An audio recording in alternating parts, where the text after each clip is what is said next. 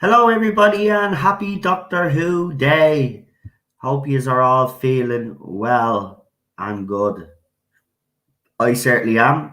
Everything has been absolutely fantastic. Been obviously sharing the crap out of this, throwing up William Hartnell stuff as well. It's been absolutely fantastic. And I see people are using the hashtag, which is absolutely fabulous. Right. So to let you know the order of things for tonight, this is what we'll do as well, so I can bring as many people on. So we're going to bring on a panel for an adventure in space and time, right? We'll bring a panel on, then some of those panelists will be leaving, so we can let other panelists join then later on for the Unearthly Child, aired and unaired pilot. That way it gives everybody an opportunity that wants to come on. And let's thank Lee for the wonderful trailer. So we'll get our guests on because I don't want to keep everybody waiting. And we'll get straight into it. As you know, there's an official one happening right now. So we'll just do our one anyway and see how things go. So I'm sending the emails now to people. So I've sent one to Lee first, so Lee could tell me in the private chat if there's people that I'm supposed to bring on that I haven't put into the studio. That way there's no messing around. Now remember, as I said, if I bring yous on, it won't be for the whole stream, because I want to give as many people a chance to come on as possible. So that's how I'm going to do it tonight. But it'll give everybody an opportunity to come on. So I'm just trying to think who else. Oh, yeah.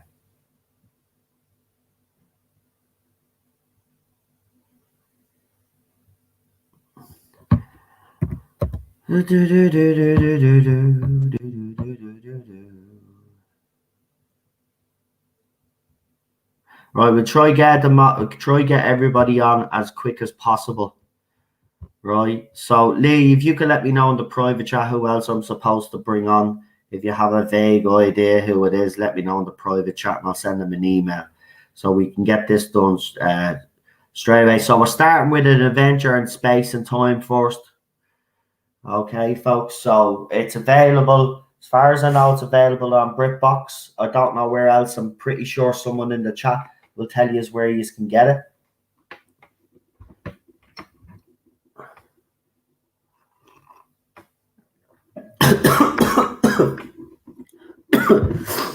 Oh my God. Coffee went down the wrong way.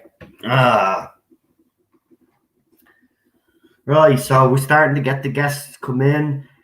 Charlotte sent you. Oh, you can't come on tonight. Okay, no problem. No problem at all. I just saw your message there. So I've got a private chat now, so let's see. Yeah, that's who exactly. Thank you. Right, so Super John and Daniel.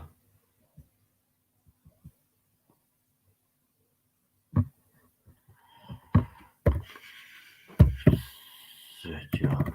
Hold on. Here we go.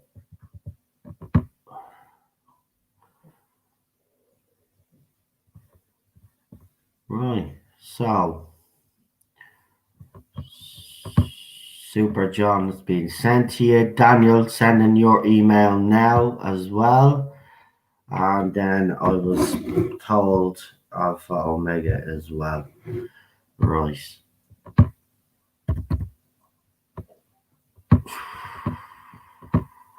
Now remember, if someone wants to join us for an Unearthly Child, let me know in the chat. And then just before we start, I'll throw the link in the chat this time. It'll be easier. Obviously names that we don't recognize because, I don't want anything to ruin this. So if I don't recognize any names, I won't be bringing these on this time, unfortunately, just because I want this to go off without a hitch. We put a lot of prep into this. We've got 46 people actually watching.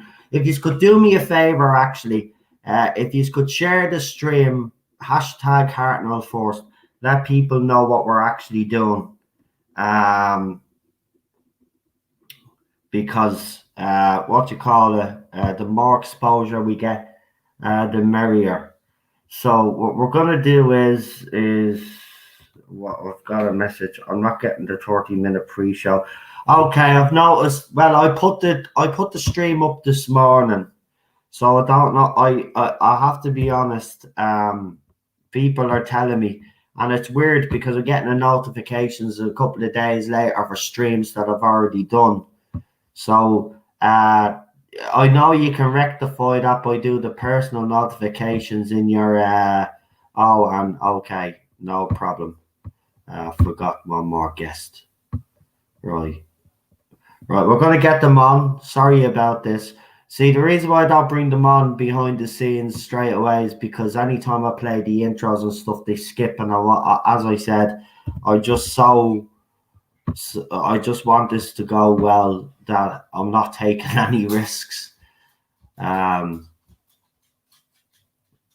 So as I said, straight into it. Yeah, we're here to celebrate Doctor Who, not talk about what's happened Doctor Who. Remember, so we'll talk about the stuff that we're going to be talking about, an adventure in space and time. We're going to do that first, and then we're going to finish up with the aired and unaired pilot of an Unearthly Child, and get that hashtag out there. It doesn't matter if it doesn't trend. It's the fact that you're just letting BBC know anyway at this stage. I don't know if I know one or two channels plugged it, but I don't know if any more did. But look, we go on as we, Right. Let's do it anyway. So our first guest on tonight, no big intros either, is Problem Being. Hello. From another planet. We got Scottish Davros and the real doctor, and I have sent emails to whoever else is supposed to come on, so check your emails, please. Right, guys, I'm going to get me BritBox ready. Get it ready there, folks. But before we watch this movie, does anybody want to give their thoughts on it? Firstly, how did you feel when you first saw it? I remember loving it. I loved it when I saw it.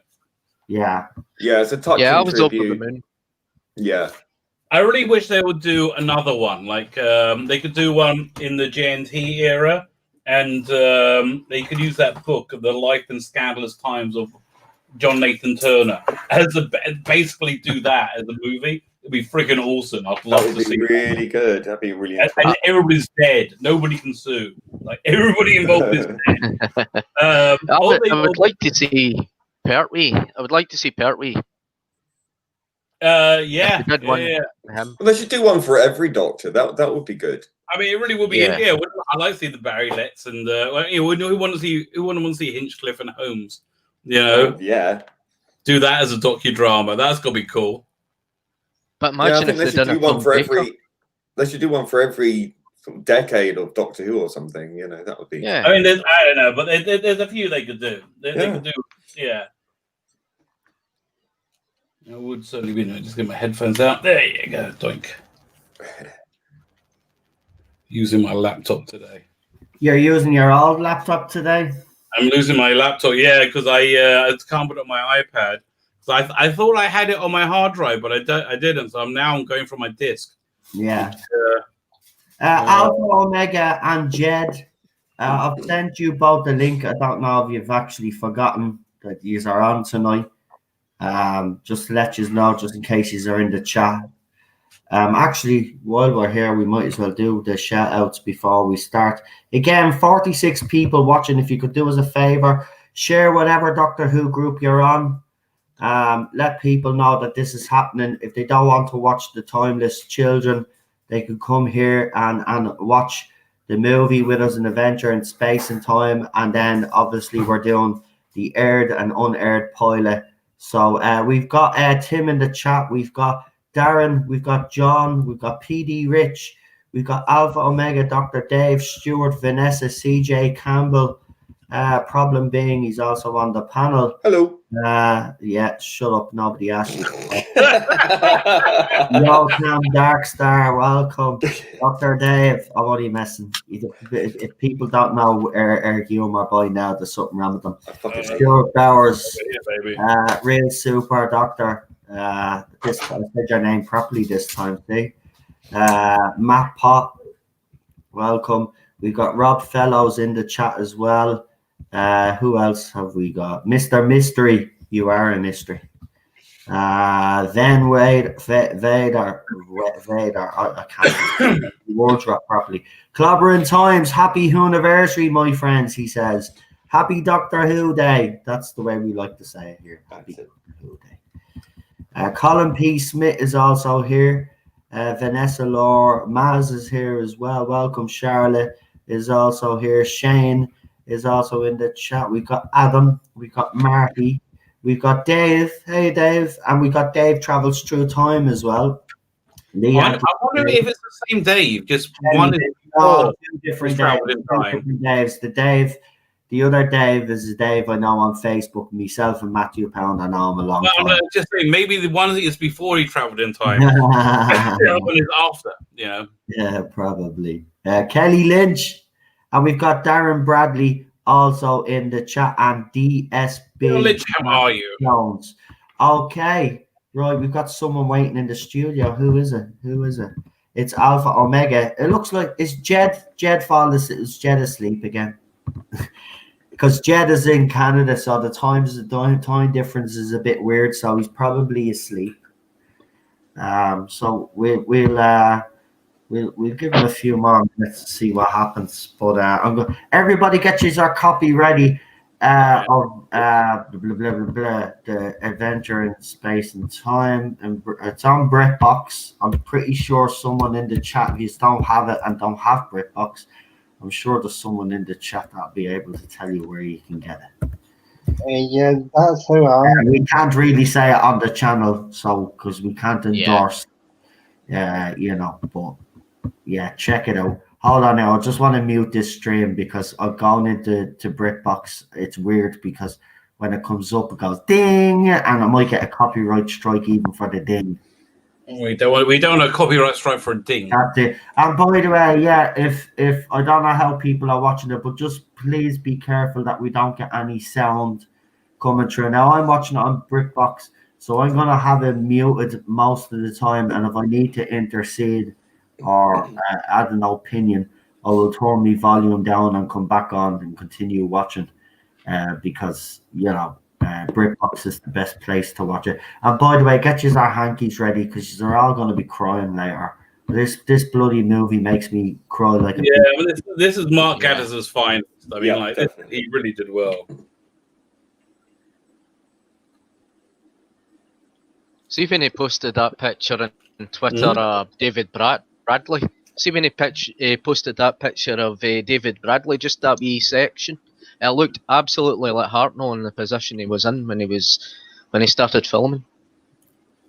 I have to say, I do like David Bradley's Hartnell. You know, yeah, I thought it was fine in Twice Upon a Time. I had no problem with it at all. I like him when Big Finish used him. I think he's fine.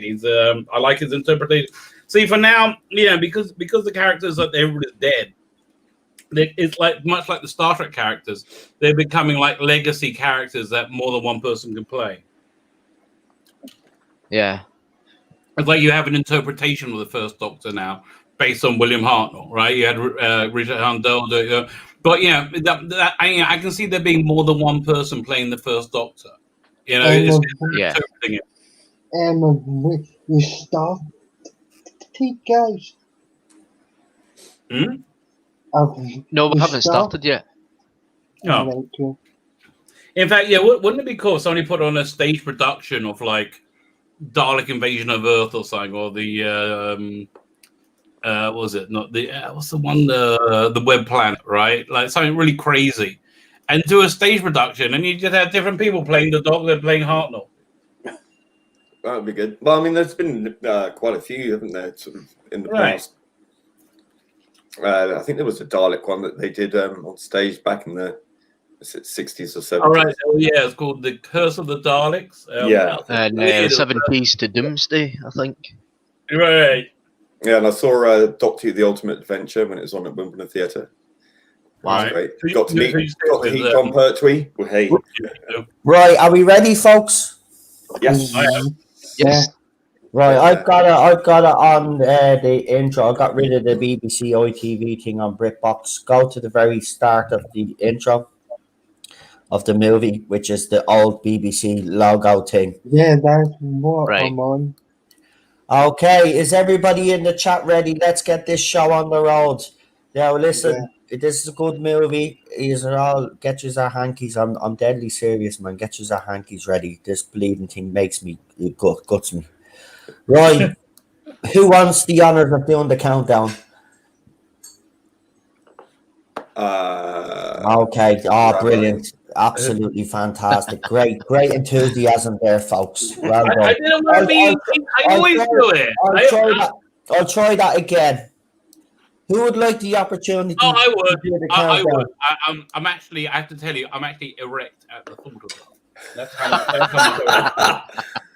Oh, priceless. Go ahead. Does anybody want? Can anybody one up me from there? No. Okay. I think No, not really. Okay, fine. Does anybody want to go there? No, fine. 5, 4, 3, 2, 1. Let's play.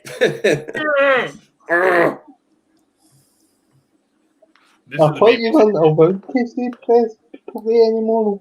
Yeah.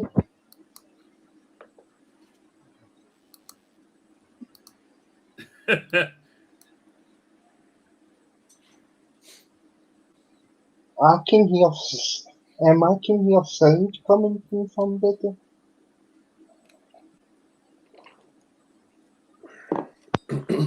Sorry, I'm really sucked into this. I love the titles. It's really cool. Yeah, Great. yeah. These, I think, are from the actual original tests, aren't they? Look, I wouldn't be surprised. But there's Matt Stevens. Bastard. What's he doing there?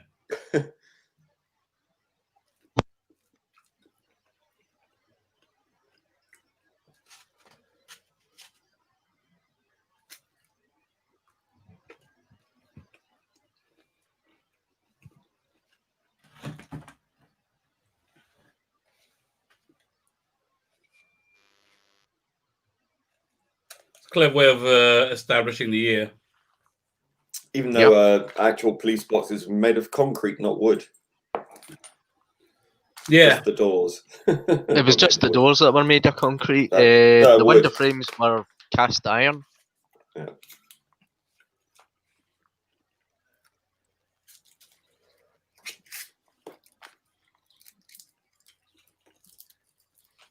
Can hear somebody munching. Yeah.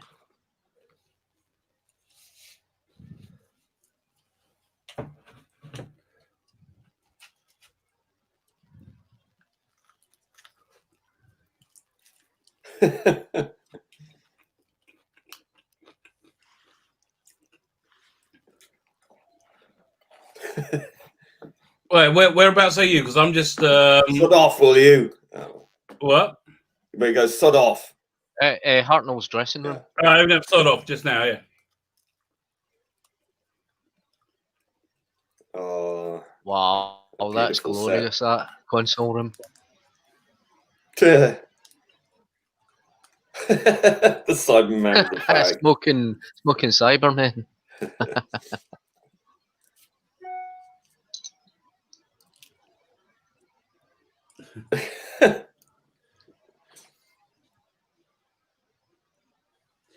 That'd be John Leeson, isn't it? Not John Leeson, John Levine.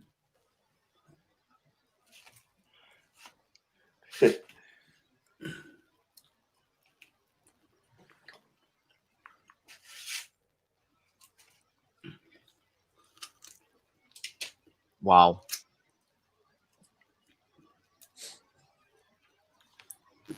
I love the Oh, I'm getting shivers. how mundane it is, making these incredibly iconic moments. Yeah.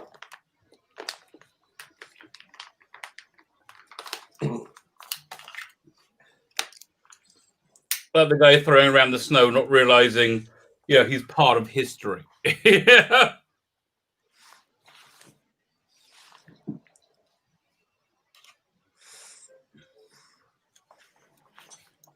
I love this.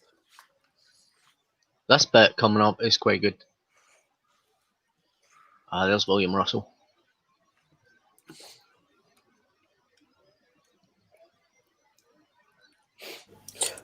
What time use on? Because for some weird reason, the BritBox is acting up tonight. 118.55. 118.54. No. 118.55. You're wrong. No, I'm at 4:10. Right.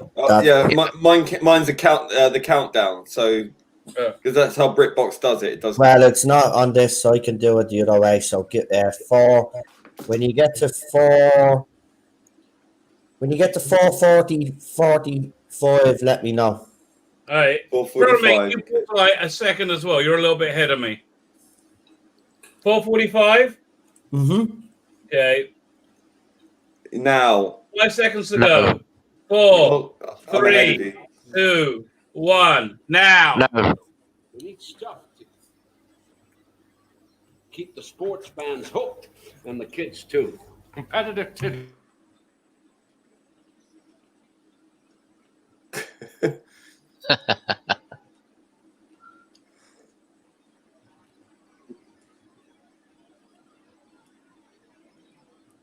I screwed up actually. I have the Blu-ray version. The disc I put in was the extras to start with it. So I had to go back and swap out for the actual show. Yeah, 6:20 if you want to. I think I'm up to date right now. He's perfect casting as was it Sydney Newman? Sydney, was it? Yeah, Sidney Newman. Mm-hmm. I love the dancing. Yeah. I was expecting Sidney Newman to be a wee bit more grumpier than this.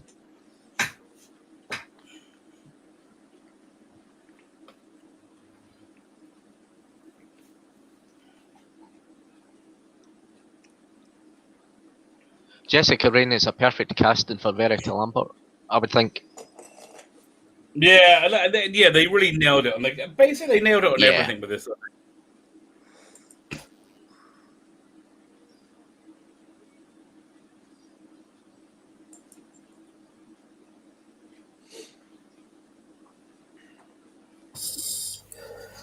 I don't know, man. It's skipping all over the place, man. Oh man, they're watching Compact, and now it's the Soviet space shop. Yeah. But then maybe I'm okay because she's on the screen, so maybe I'm only a couple of seconds in front or behind. It doesn't matter. He's sitting. He was smoking a cigarette just now. Well, Sydney Newman and Verity Lambert walking through the foyer now. You're 5 seconds ahead of me. Oh, right. There you go. I've caught up. Yeah, but everybody seemed... Yeah, he's in our office now. She's in his office, I should say. That's where I am. I'm just going to leave it there because BritBox is playing up for some weird reason. No, I'm about 20 seconds behind you. It's all about spacing time. Pow, pow, pow. Always took it that Sidney Newman was kind of grumpy. He didn't like things until that it was done his way. Well, yeah, but I it think seems they've got a like wee bit of it right.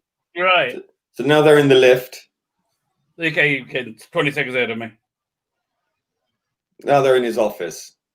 Okay, Ah, Brumman, can I do the fucking- pause for like 10 seconds so I can catch up? Really, I would. Okay. At 8:01 or 7:56. I'm at 8:04 now. 8:08. I gave myself a year. No, now you're behind me. Oh, for heaven's sake! What happened? You're behind You me. happened. Oh, no, now you're ahead of me. Yeah, no, sorry. She said that. Oh, That's the good. second time she said it. Sorry. I was confused. You're about 10 seconds ahead of me. That's all. How does it go? I keep pausing it. And I'm getting further and further ahead. How does that work? I'm at like 8. Okay, we're outside Hartnell's house. 8:50.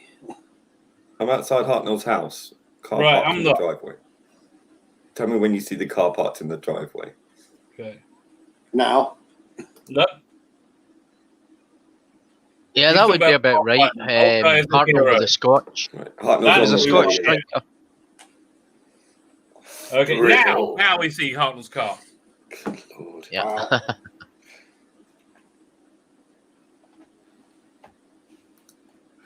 Yeah, he's sitting down having a whiskey and my Right, exactly. Mm-hmm. That's where I am. Right, so That's we're where all we are. level now. Yeah. So I'm going Right. Yeah. You've only been here, well, a couple of weeks. I tell you, what, guys, this is actually this is actually pretty enjoyable. This is actually the first time that I've actually seen this. To be honest, if it's perfect, it's perfect casting. You know?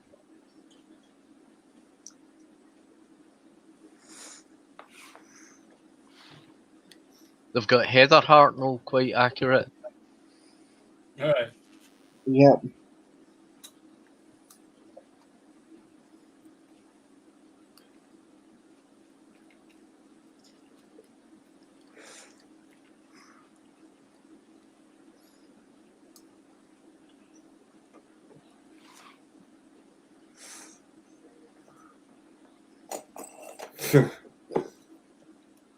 it's funny how early on he didn't want anything to do with the part, but later on he grew to love it. Yeah. I'm so sucked into this, though.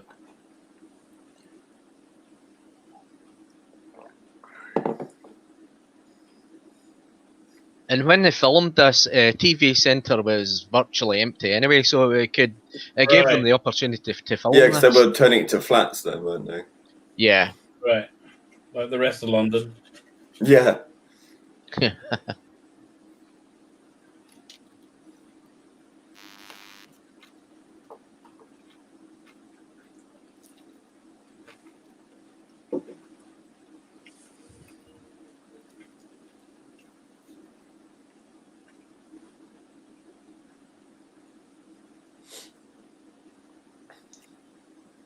I think they got the just the yellow of the floor. Just spot Yeah. on.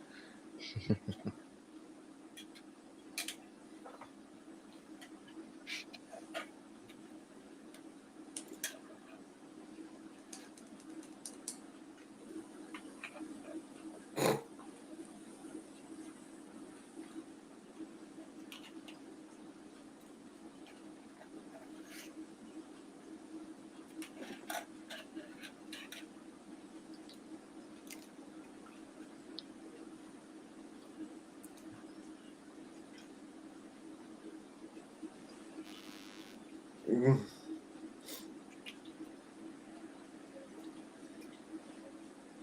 Yeah. Verity takes no crap, well said. Right.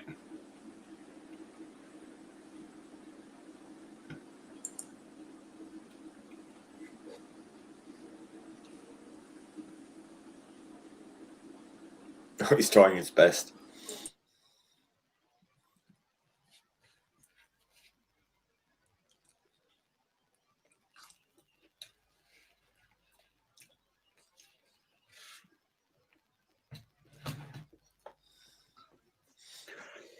That's David Collins, isn't it? Yeah. Yeah. Yeah, passed away now. Tooth from Robots of Death, Silver.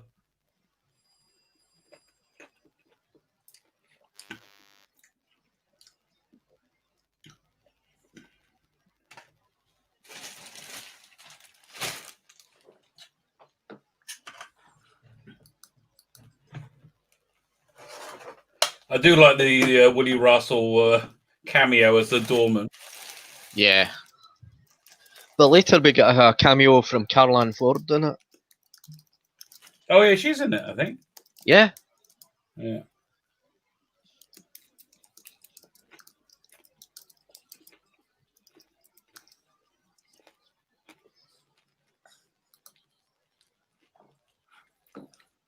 No, I left something in the private chat.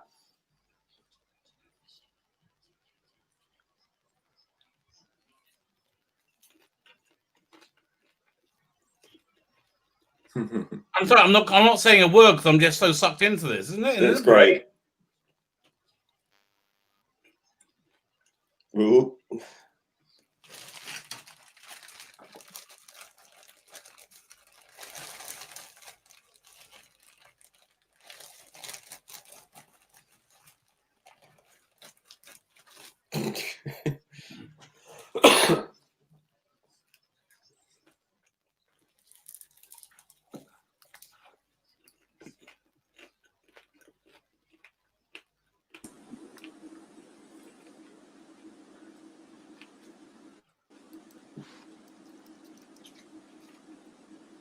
Yeah, I like this bit coming up. Yeah. I always wanted to research this guy and find out what he. I bet he invented a bunch of stuff. Probably. Yeah. Seems the sort.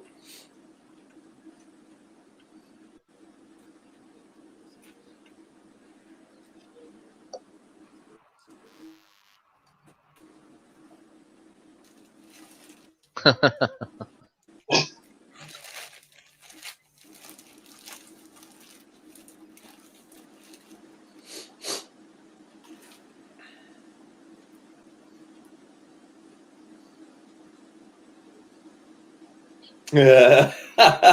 His face. Yeah. I love her talking him into it as well. Yeah.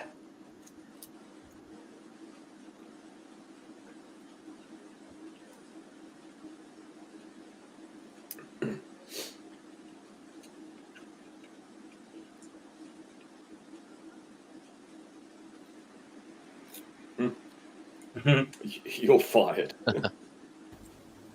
Sacha Doran Yeah. plays very, He looks very good. exactly like Warris Hussein.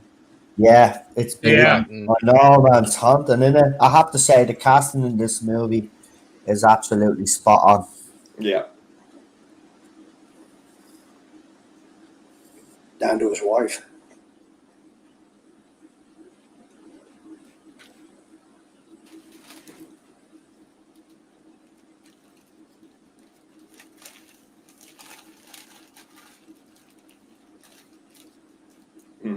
Lime Grove.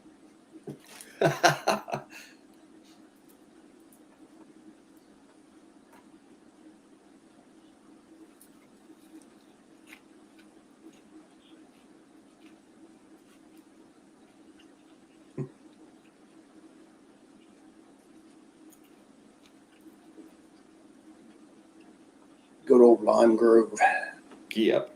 The When do we BBC start? bar.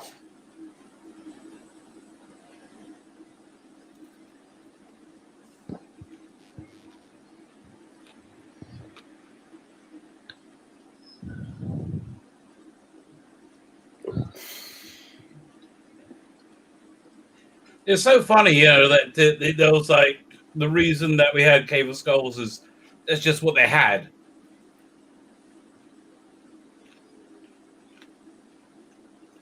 I wonder what they would have gone with if they had, like, in a perfect world, like what would they really would have gone with. We shall never know.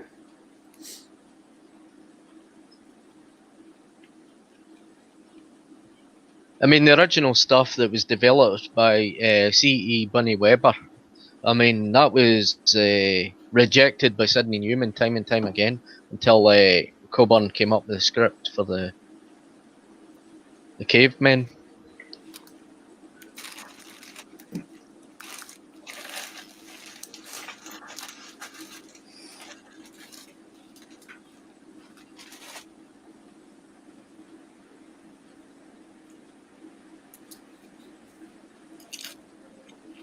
It was Anthony Coburn that came up with the idea of the TARDIS being a police box. Oh, I didn't know that. Yep.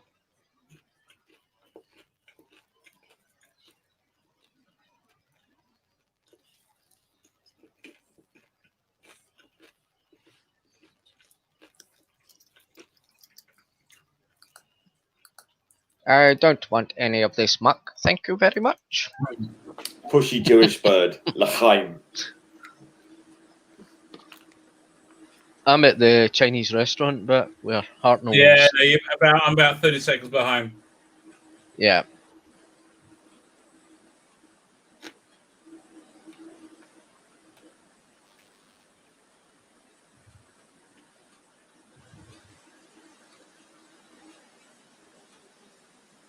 Oh, that music. Yeah, I'm at the Pushy Jewish bird.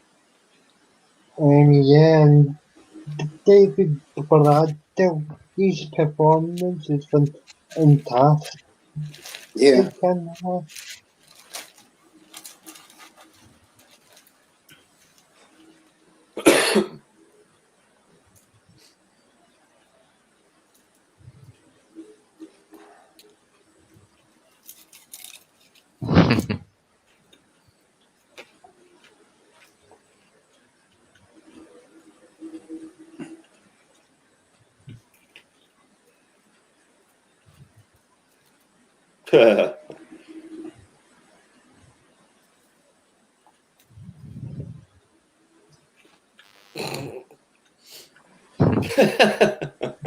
State-of-the-art facilities.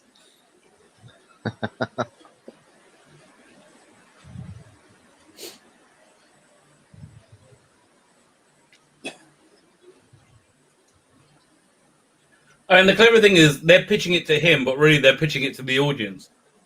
Yeah, it's great.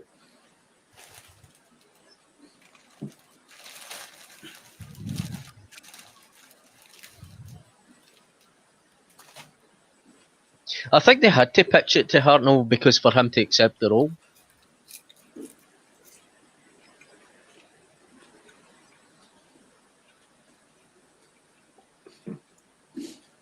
Yeah, this scared. They thought this was too scary with the face, so they didn't go ahead with it. Yeah. Yeah. Good old Delia. They actually had to put a hole through the wall to feed the tape through.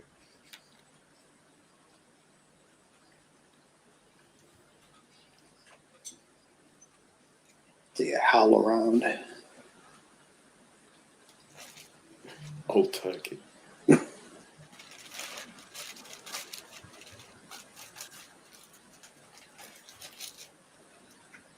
Oh, I saw that they put this test on one of the DVDs.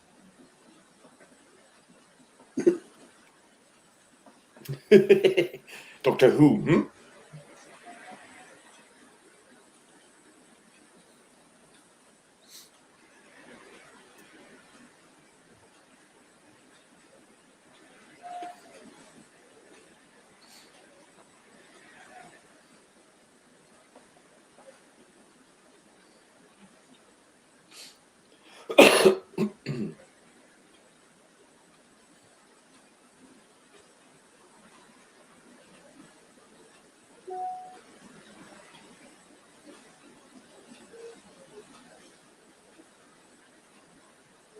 At this Oh, point, yeah, I'm at the none of degree them had confidence in doing what they were doing. That was perfect. Yeah. Where are you all at again, time wise? Let me have a look. 22:35 for me. Yeah. 22:42. How did you? Slightly. What is wrong with you, Rabbi? Your video is in like some time flux or something. I know, this is where I am. Bizarre. They're having drinks under the fountain. Guess Blu-ray's a little different. I'm just a little ahead.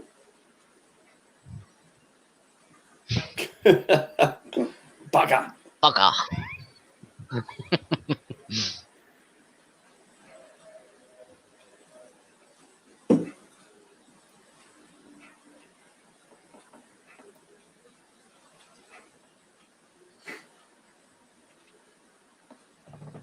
It must be the playback rate different on the DVD and on the on BritBox. Hmm.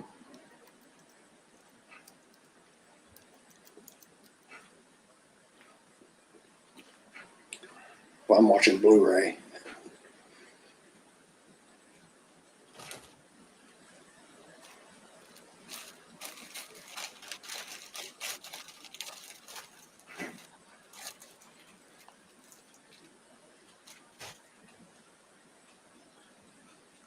I mean, it's like having a little camera in the Sistine Chapel as Leonardo da Vinci drew away. Yeah.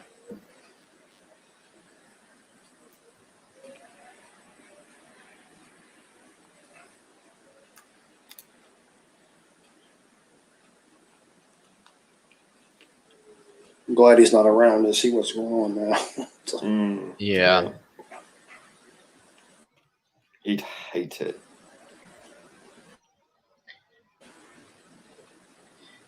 I think he would sympathise with us. Oh God, yeah, absolutely.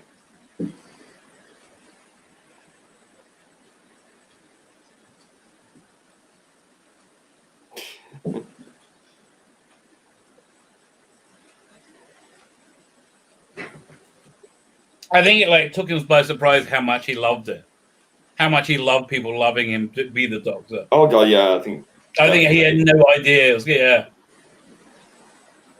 Well, he became a cultural icon overnight. Yeah.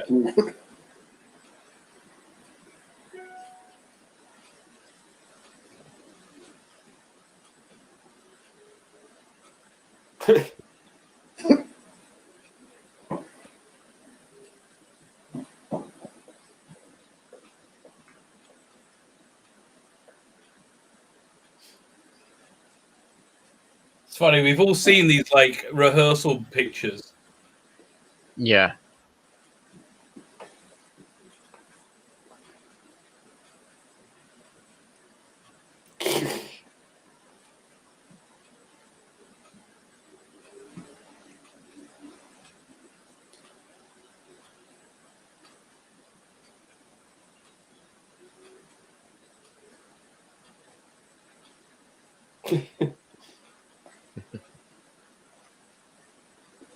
Smart man.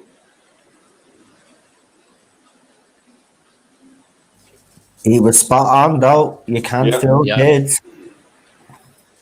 You can't fool kids. There's 44 people watching. If you could do us a favour and throw the stream up on Twitter, Facebook, wherever your social media apps are on. Yeah, I'm sorry I'm not actually talking that much tonight. I'm just so suckered into the movie. Same as us all. Don't worry about it.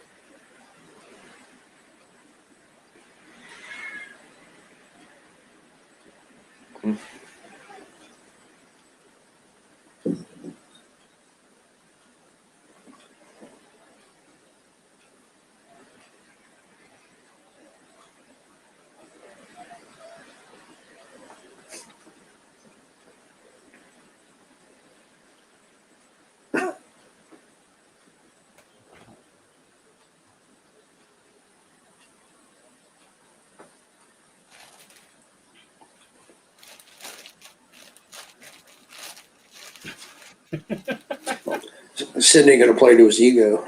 Right.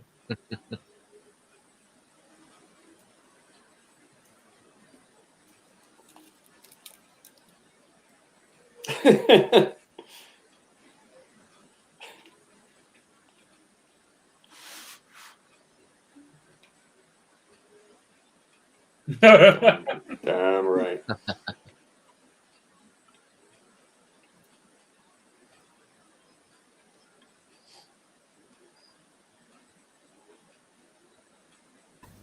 If he really did go around with the pop, pop, pop, I can imagine that. I would have loved that if that's the way he actually really acted in real life. That'd be bloody It brilliant. sounds like he was described this way. Well, here we must not forget that there was other people also that were behind the creation of this show. In this movie, they make it out that it's all Sydney, but it wasn't. There was many people behind the creation Yep. of Yeah. Doctor Who, and we mustn't forget them as well. I know Sydney gets most of the credit and Verity, but there were other people. So, yeah. It was a whole team of the drama department that was around the whole making of Doctor Who. Putting ideas forward, throwing ideas away, and it was like what idea they wanted for it to work best.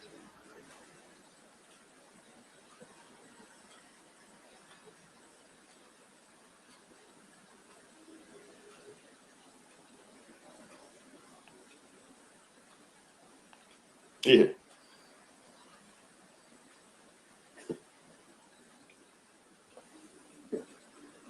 Strong whammon. Hey, where are you guys? I'm going to try and jump ahead. I'm at the part where your man's creating the TARDIS for. Yeah. That's where I am.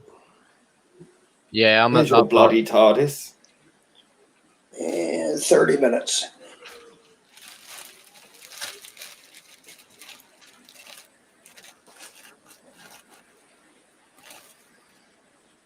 Beautiful shot. Yeah. Ooh, goosebumps.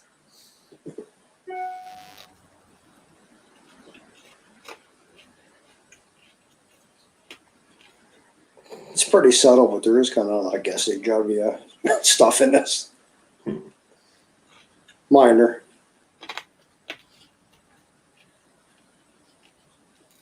I noticed with this you don't have the photographic blow up of the roundel walls. Actually, The Black background. Teeth was only a prominent thing when the invention of sugar came along. So it would have been inaccurate to have had black teeth.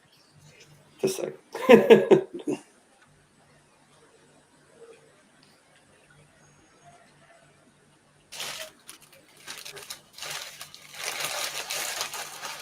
Right, I'm informed. I've just been informed there might be a possibility of a trailer for the special at 8 Why? o'clock. About bloody time.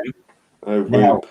now, of course, this is Chris Chibnall, so rumor and it actually happening Yeah. are two different bloody things. But there you go. That's what I've been told. So it's 12 minutes to go. So what I'm going to do is I'm going to be on my phone there and see if something drops after this. If something does drop, we will take a quick look at it. And then we'll Or do we have to? yeah, of course we do. And then we'll move swiftly on. Swiftly on. I don't want to be reminded. I know. I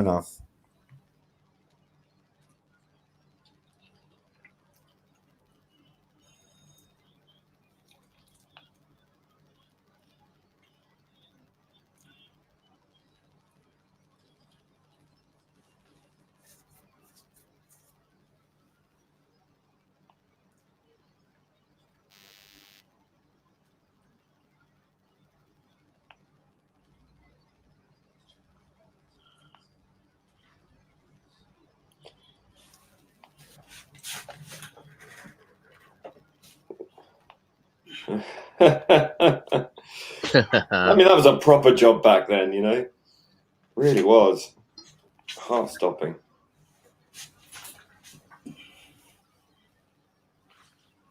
And the cameras back then were so heavy that they had to kind of try and move. It was like they tried to. I think they were on casters or wheels or something like that to move them. No, we should totally watch the pilot before the transmitted version.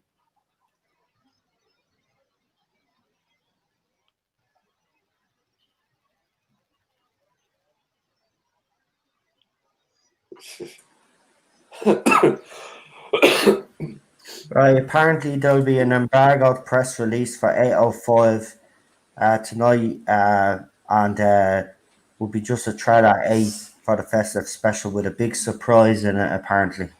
Oh, you mean Captain Jack? Yeah, and that's Eddie Ascaro who's reporting on that. Yeah, well, I did. I actually, if they mention Captain Jack, would be brilliant because I put something up on my Facebook page. Wouldn't it be funny if she turns around the camera and says, Noel's right about everything? Yeah, not gonna happen. Hashtag Noel was right. Ah, is that it? Is what? Hold on.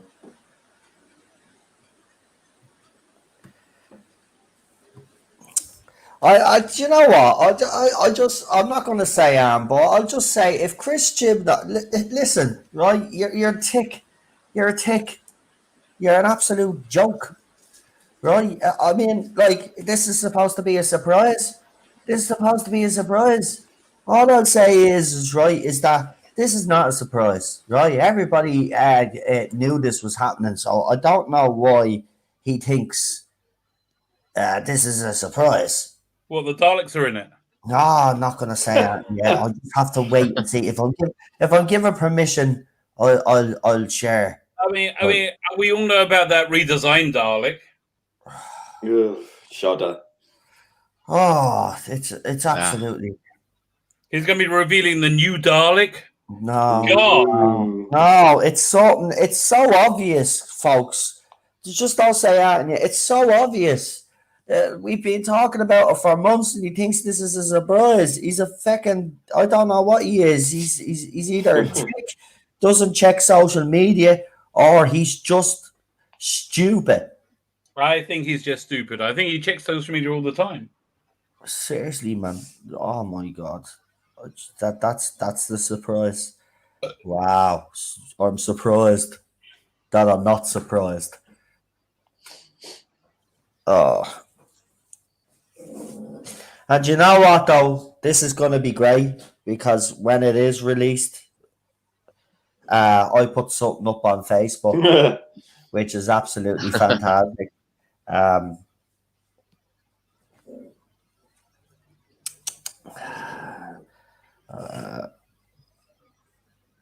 saddest thing is they're not doing anything to promote this. Well, I know the bearing What's to promote? Yeah. All right, so it's I can't actually show it till after the embargo is up. So it's embargoed until 8:05. So literally, when they're finished our official watch along, they're going to show a trailer, and then they're obviously going to show this surprise as well within the trailer, and then you are going to have the embargoed information. She's leaving. Yeah, that'd be great. No. Oh God. I know. No. Wishful thinking. Yeah.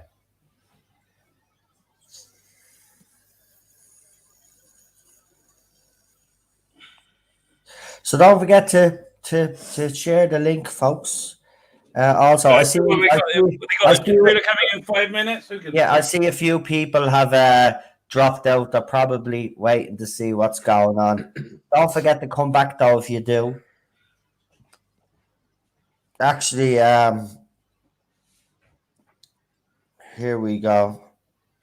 It's gonna be like 4 minutes, 6 minutes away. I don't even know why I'm disinterested. I just I don't know why either. You want to see how much it's going to suck. You know, I'm enjoying this. So yeah, I'm very much enjoying this. No, I'm enjoying it. Listen, I had a cry the other night watching this. Not ashamed to say it. I have zero interest in that trailer anyway. Can understand that.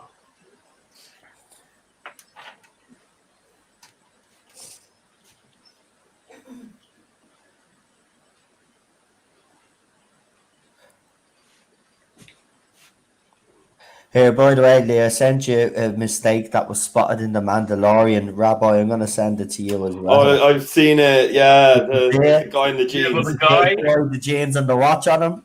That's Yeah. hilarious. No, it reminds me of those times as well.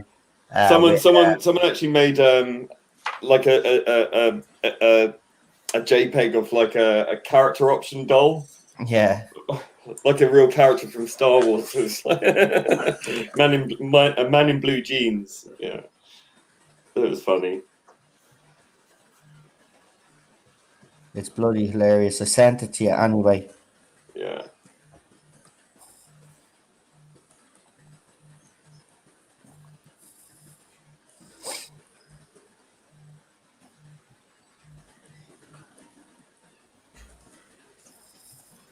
I got that really desperate now.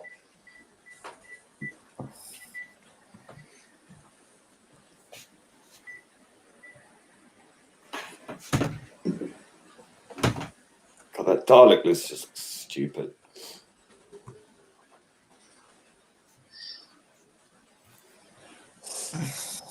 I am looking It forward to just taking shows you they're not even trying trailer, though, anymore. just so I can catch up with you guys. It's just they don't care. Oh, have you shared it with me?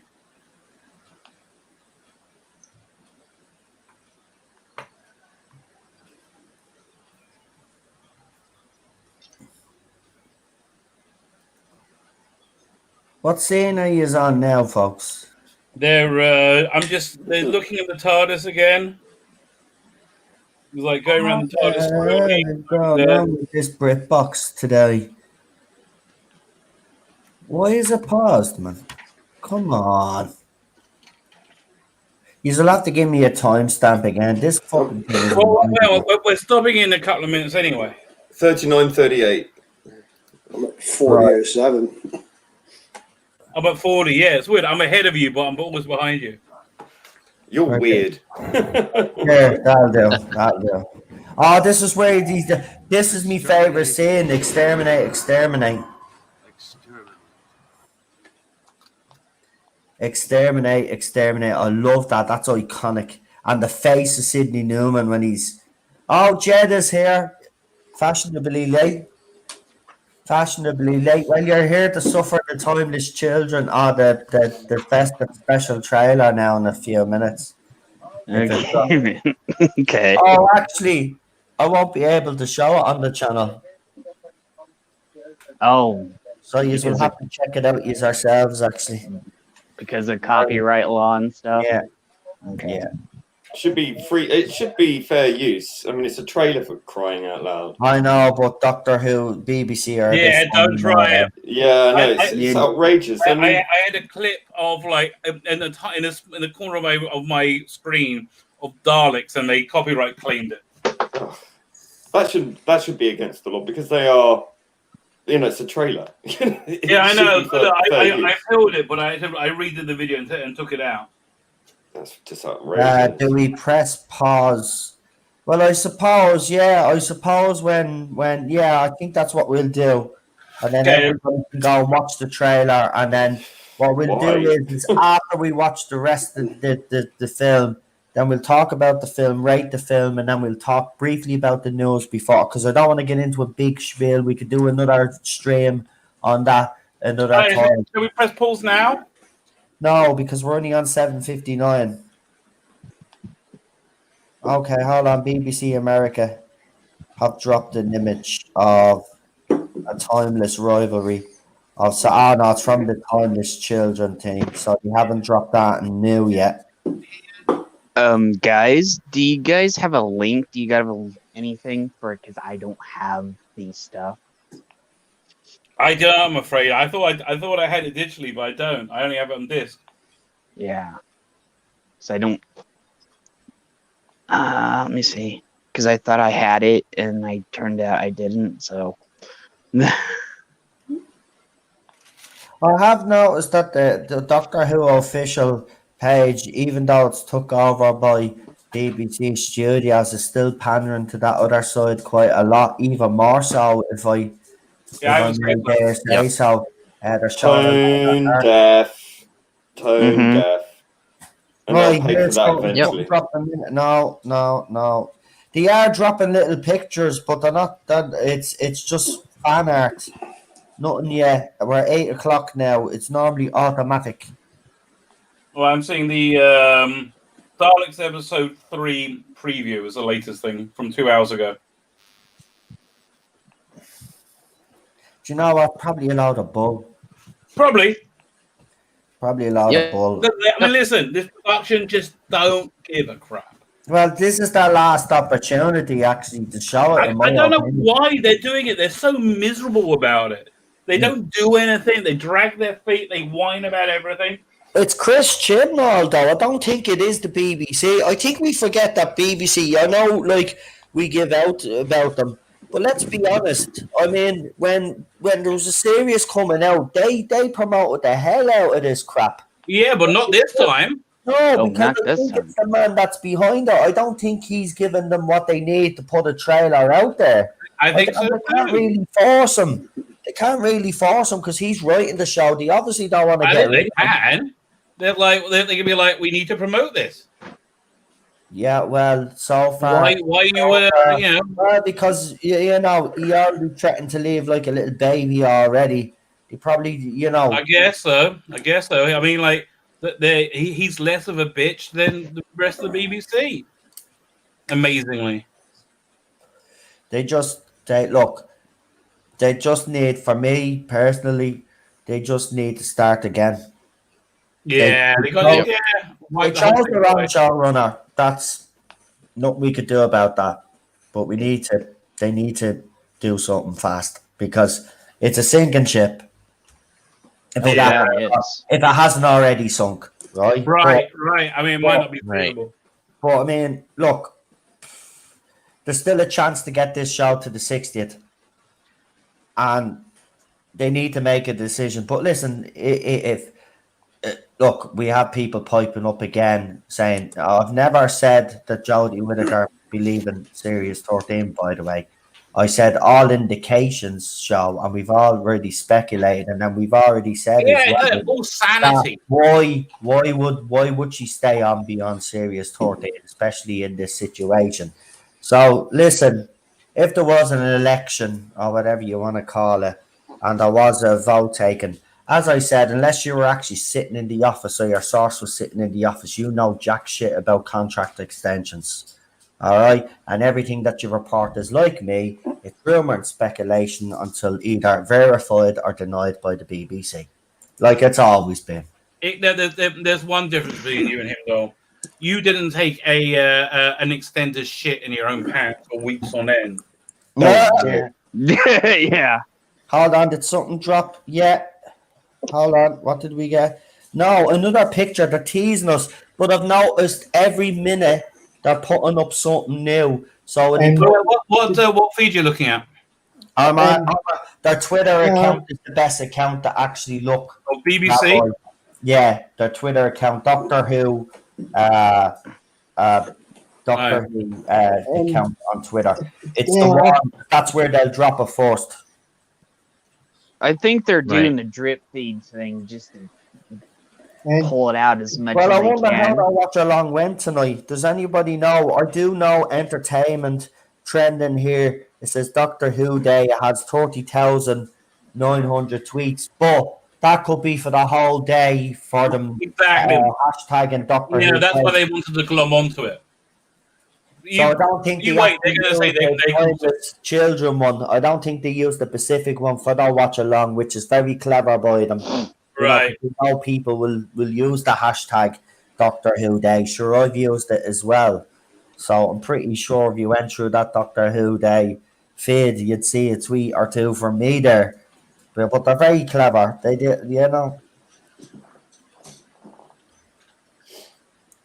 It's just like they're dropping rubbish. And, you know, like people want to lap it up. I love the way Verity was so, because we're at the being talking. I love the way Verity was so like in the office of Sydney, like I want a second chance, right? And then it was like, you know, oh by the way, I want the first episode to be aired again. And he looked at her, and then Like when he calls when she's on the bus. I don't know if that actually really happened to her, but what a feeling that would have been when she was on the bus and she heard kids saying "exterminate, exterminate." Then she would have known. Then she had something on her hands. Right. Right. I believe it could have happened.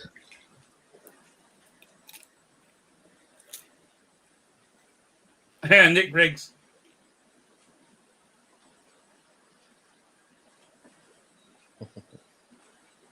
Yeah.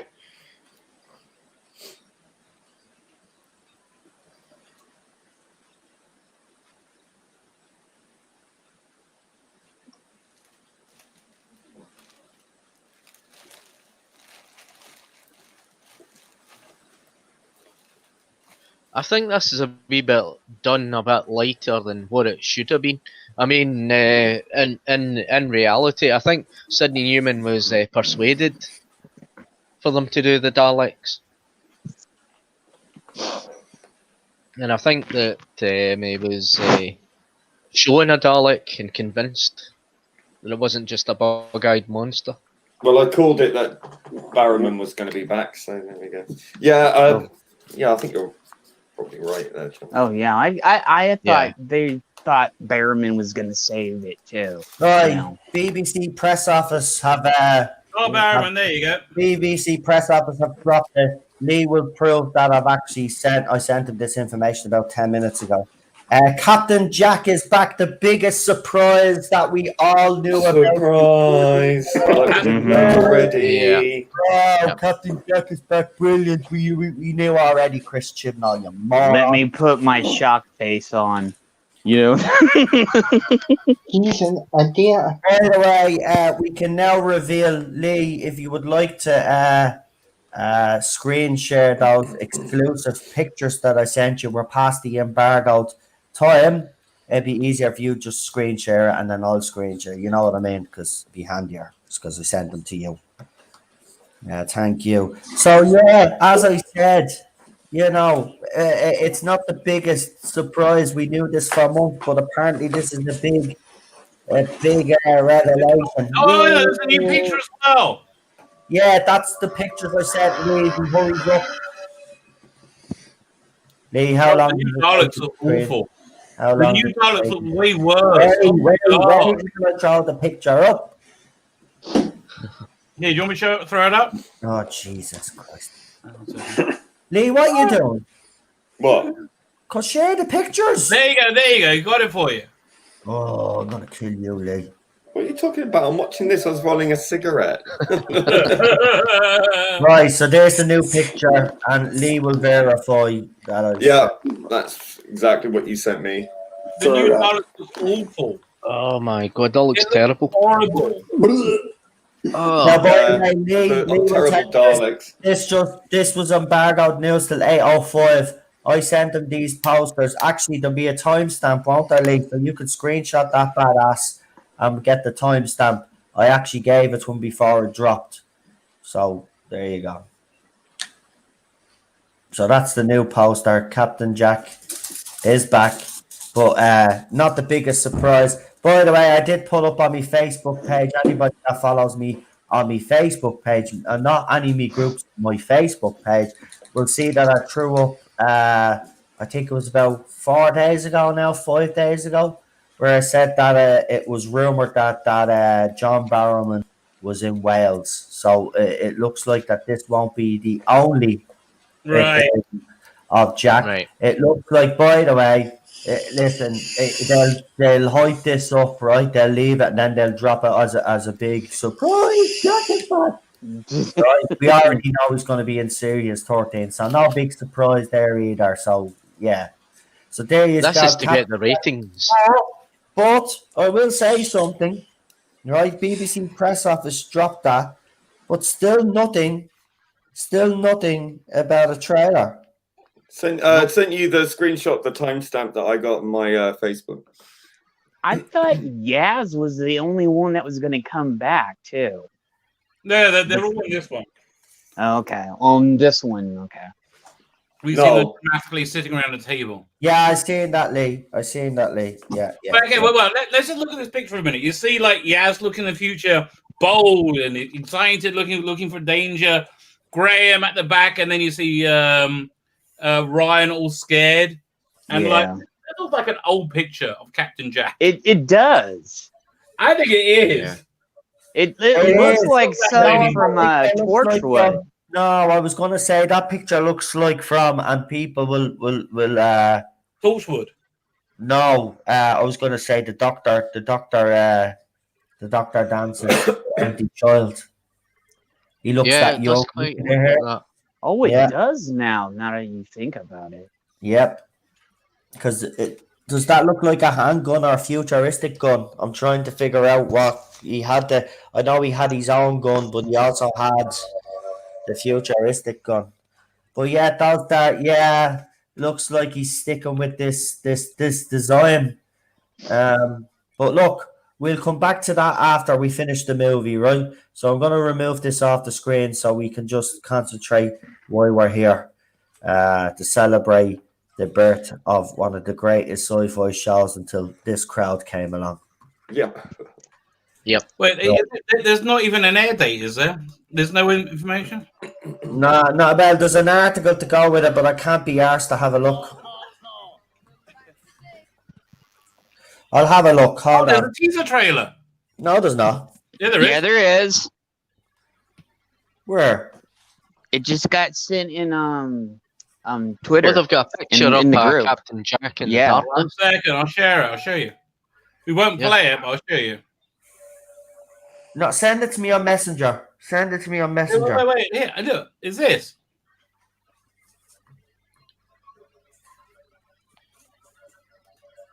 It's okay. I'm not playing it. Just look. Okay. Oh. Okay, YouTube. Right, I'm checking YouTube out right now. Right. Okay. I'm gonna watch it. Shall we pause this for a second? No, I mean, there's other people watching. Do you want to all pause for a second? Let me know in the chat. If you want to continue. It's only a teaser trailer, so it's literally probably about 30 seconds because it can't be asked to any more than that. Because you know yourselves, Chris Chibnall just doesn't like giving the fans anything because, you know, he's an idiot. I'm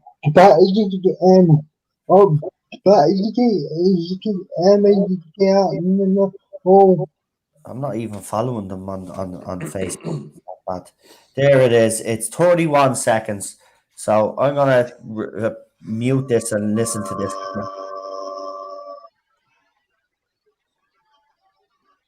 Well, have we paused or haven't we? I'm pausing. Right, I'm pausing with the Daleks on the bridge. There we go. Yeah.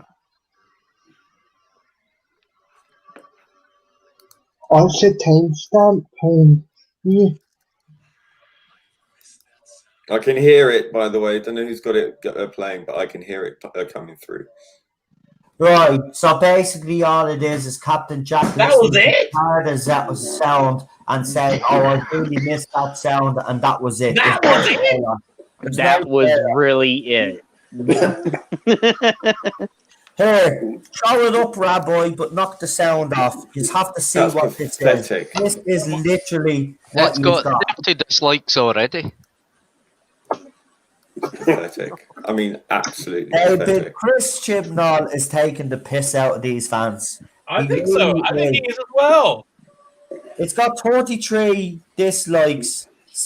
691 people like that rubbish. 6,000 views. Captain Jack is back. Revolution of the Daleks. It looks like that we got a new title sequence though. Oh.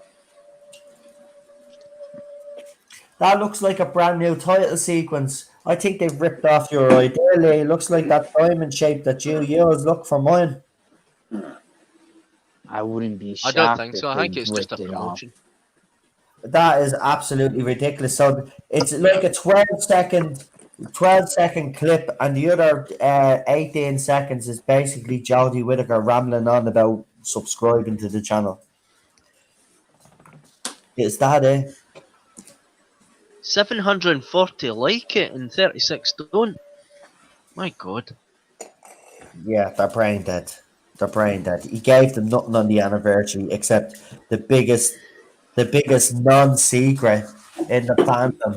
Captain Jack is back. We knew that for months. For months, we've been saying it on the channel for months. Captain Jack is back. Jesus Yep. Christ, man! It's not the big. Oh my God! They really. You know what? Christian now must really think we are stupid fans, right? Seriously. He doesn't care.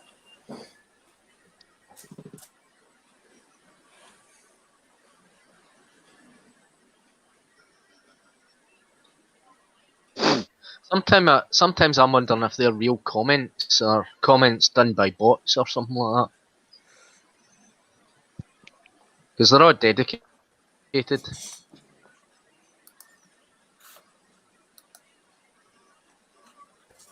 I can't even see the comments on mine. It's ridiculous. It is absolutely ridiculous. This is like a thing that we spoke about. This is not the biggest secret.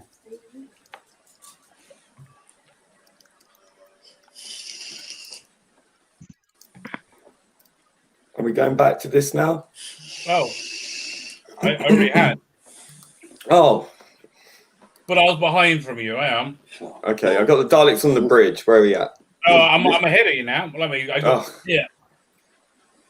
Yeah. Actually, you know what? Mine's running slower than yours. I'm just going to let it run. You will probably end up at the same point.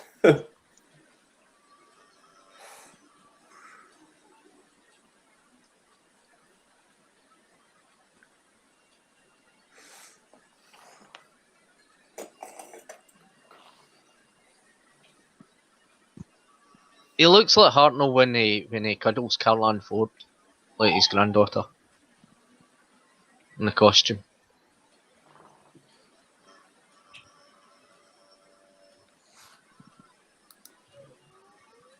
I'm in the park where he meets the kids.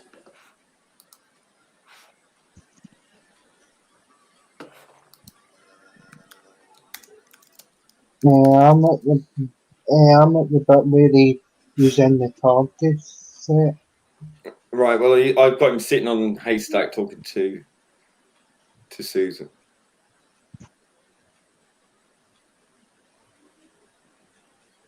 I don't know what's happening with BritBox tonight or with anybody tonight, but we all seem to be out of yoke, so I need another timestamp. Well, I'm currently at 57:06. Sorry, 57. Yeah, but 12. I'm at 139. But I bet you're about the same spot as me. He's doing his speech. One day I'll come back. Okay, I'm a little bit ahead of you. I'll pause for a few seconds. Yeah, I've got Cheers. that now. Tell me when you say I'm just stepping out for a minute, Warris. Yeah.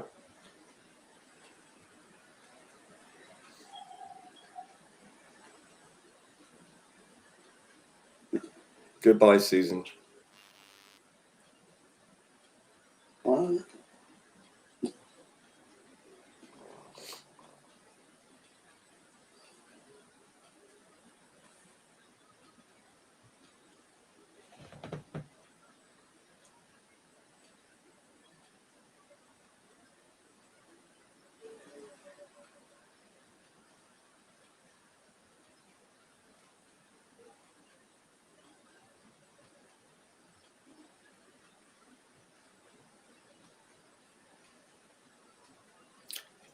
Probably the reason why BritBox is acting out is probably loads of people watching this at the moment.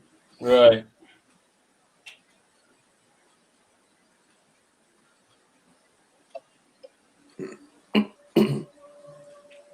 Yeah, it's just stepping up for a moment. There you go. 1965.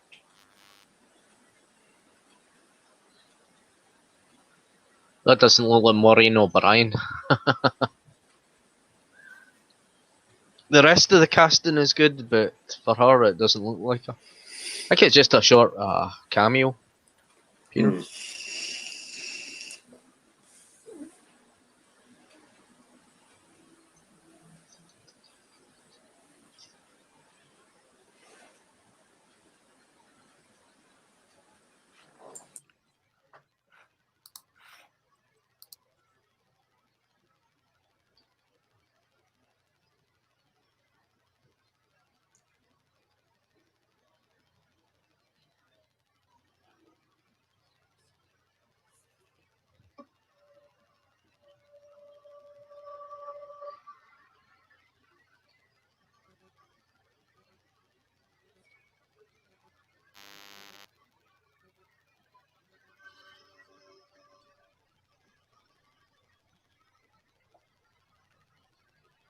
Chris, I was wondering that too.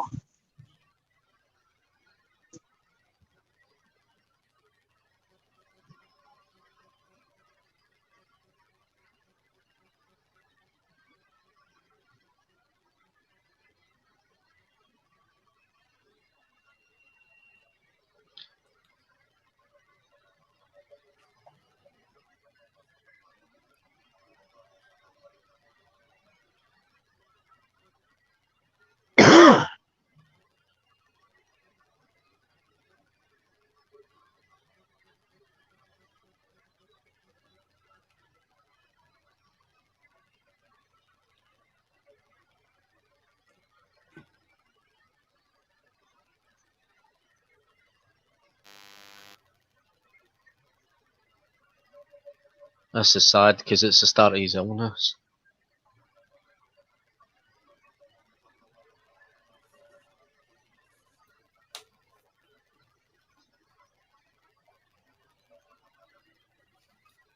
Yeah, I always thought that was the sad point, or you know.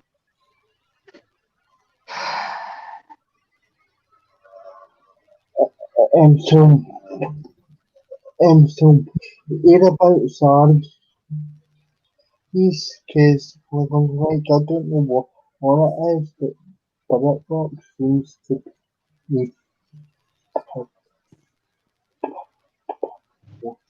up his no chest. I'm at the bit where Verita Lambert is talking to Heather Hartnell. Yeah, that's where I am. Yep. Yep, same.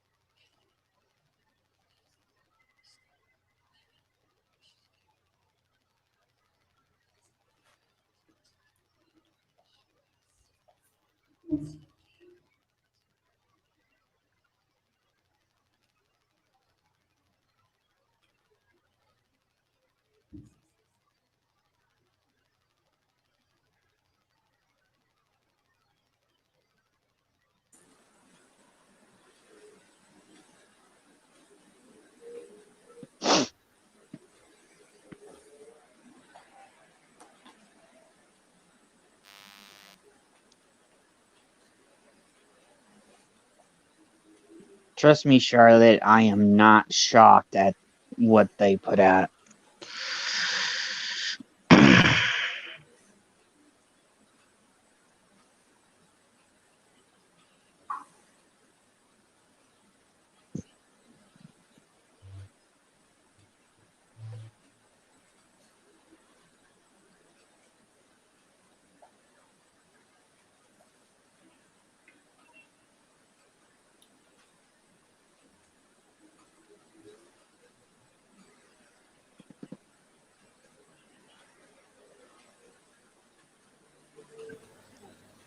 His demise is very sad. Yeah, it is, isn't it? Yeah. Yep. Well, you knew he loved being a doctor, and he was fighting it with all his might. You know.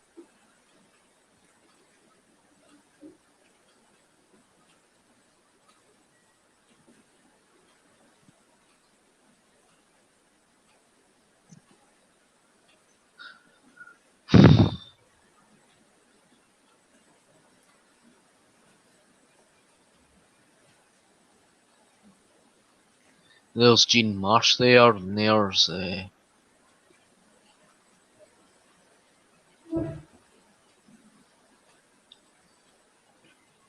Annika Wilms.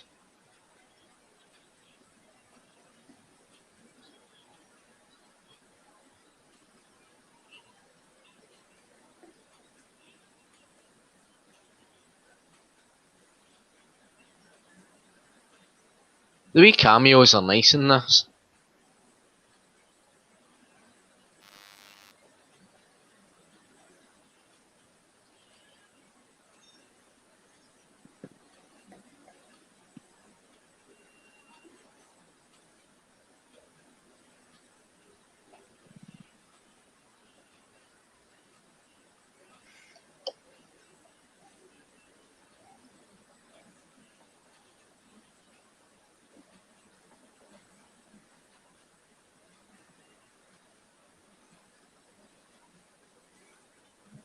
Yeah, I could believe that Hartnell was sad when Verity Lambert went.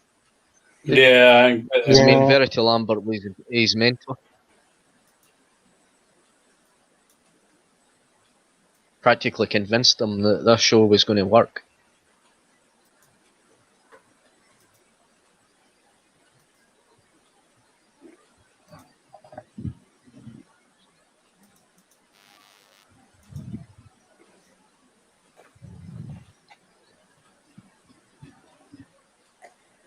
Yeah, but you can kind of see now that he's getting a bit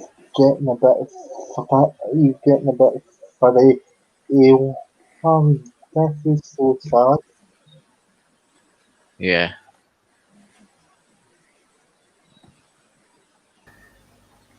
Do you know what the most heartbreaking part of this is when he's in Sidney Newman's office and he's there talking to him about ideas, about how he can take. no, this whole thing is heartbreaking. And then you could even see it in Sidney Newman's face. Again, we don't know if this meeting actually took place like this, but could you imagine if that's the way he was going on, how Sidney must have felt like having to say to the man that actually made the show what it was, listen, we have to let you go. And you get back.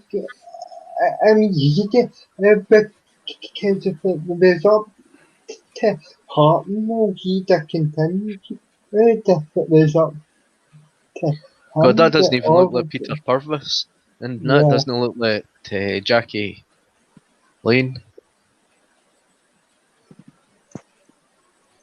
But to be honest, maybe would just on they've got the majority of the castings spot on. Yeah, they have done. They've done extremely well. They've done extremely well with us. Mm-hmm.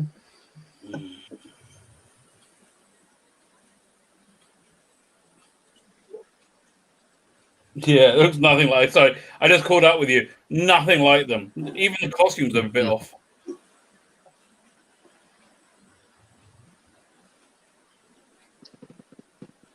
Everything else is spot on. It's just the cameos that's just not. Right. Yeah.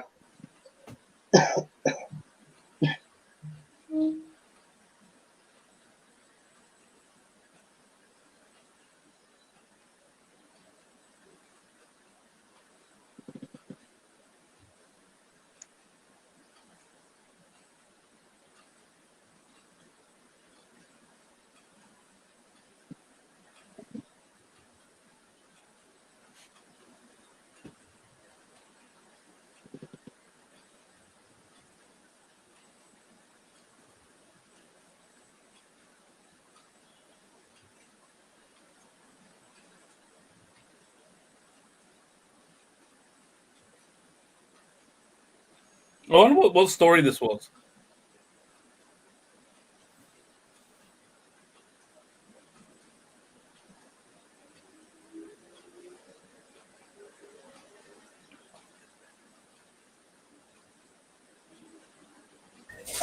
Is it not? Is it not till? Is it not till odds the end of his time in the role, rather?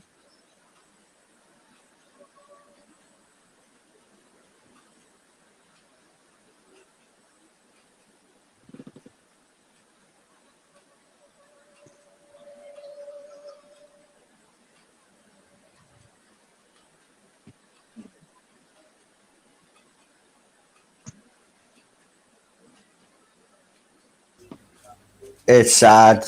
I'm glad that he didn't shy away from showing his failing health because you have to see the story, but that's heartbreaking. Yeah.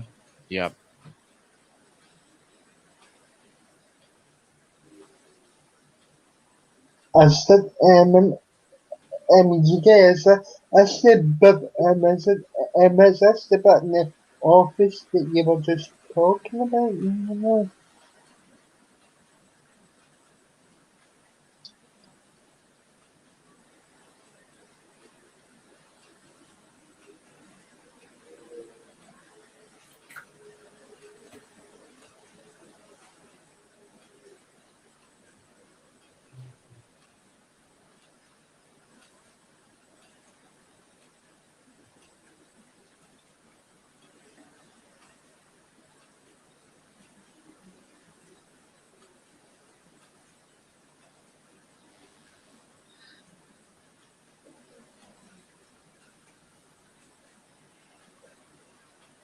Now, this wasn't in an episode, is it? This is all fictional.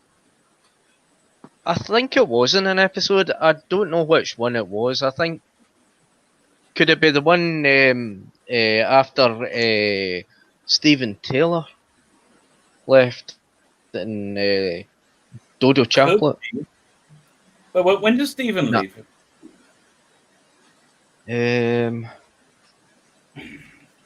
Dodo Chaplet left in the War Machines. Stephen Must have left in the Massacre of St. Bartholomew's Eve.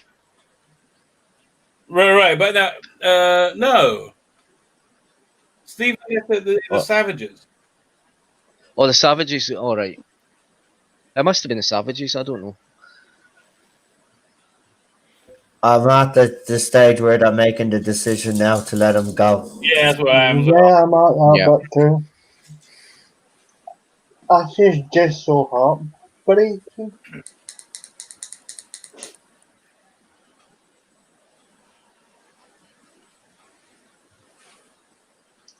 He did, and he did died in that. If it was his chance, if it was his choice.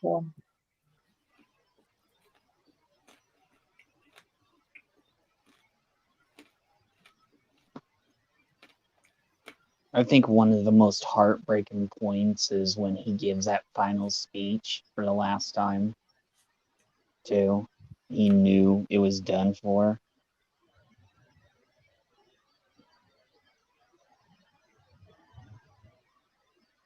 You know,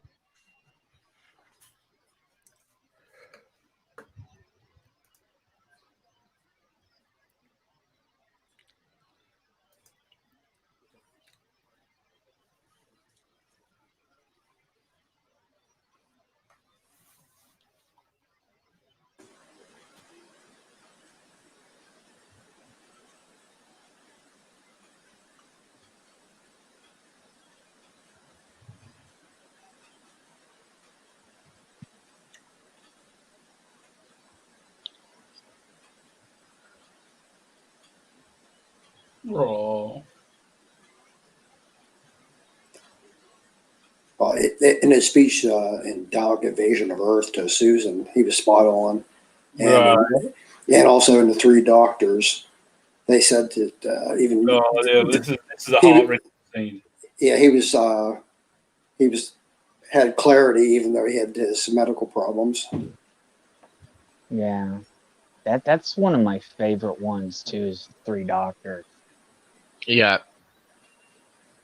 I love that one. It's a shame that he wasn't well enough to come onto the TARDIS set in the Three Doctors. Yeah.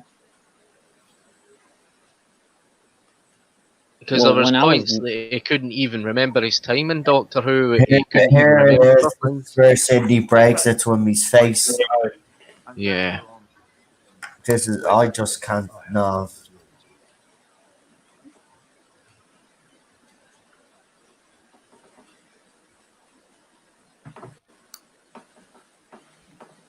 When I was a kid, I didn't understand why they had him in that thing.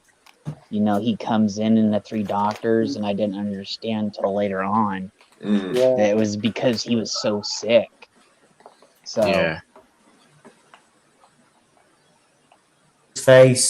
His face, he's just absolutely good. And now the fireplace scene's coming up, so one cuteness from you is all. That means be quiet, no talking.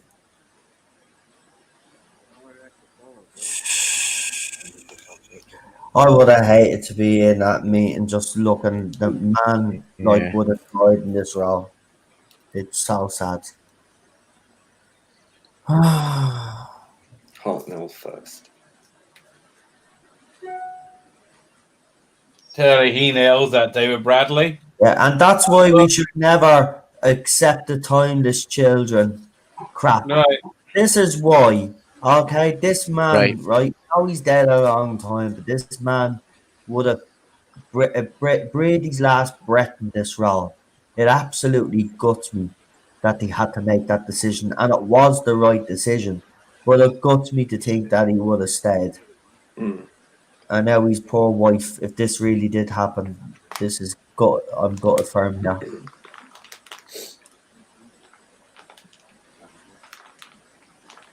Oh.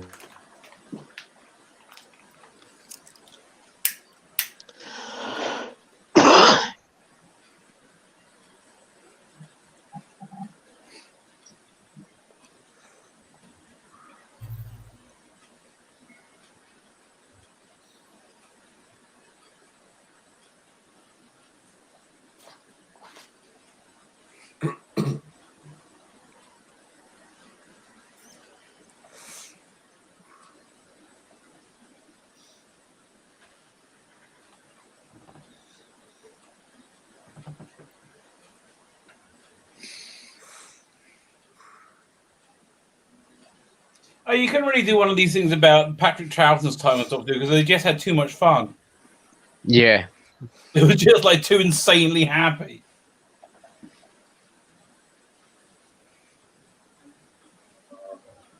Yeah, you can really tell that about that era Doctor Who. They just loved it. They just had a great time together.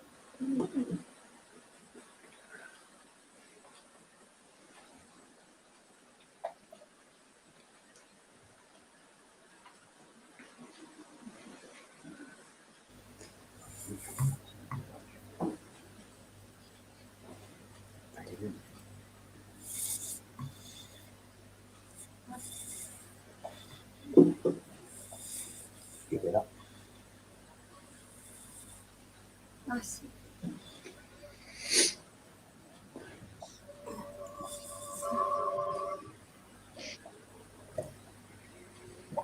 Oh, it's very hard to hold it together, but I'm gonna try. Yeah.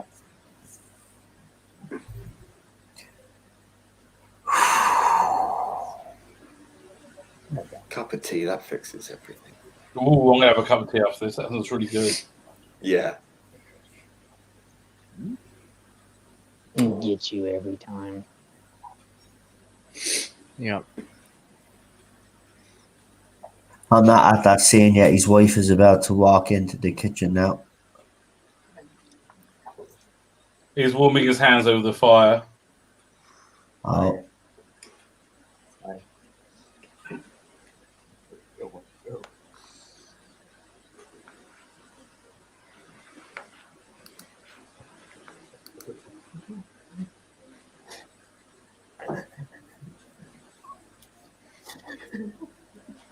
Oh, God.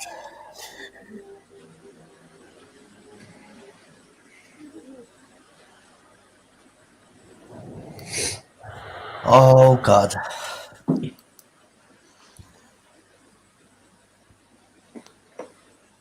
Oh. Whew.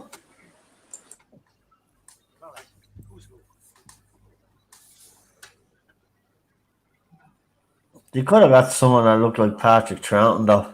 Yeah, I think Yeah. it was crony casting there, I think, really. It was a little bit, wasn't it? Oh, hell yeah.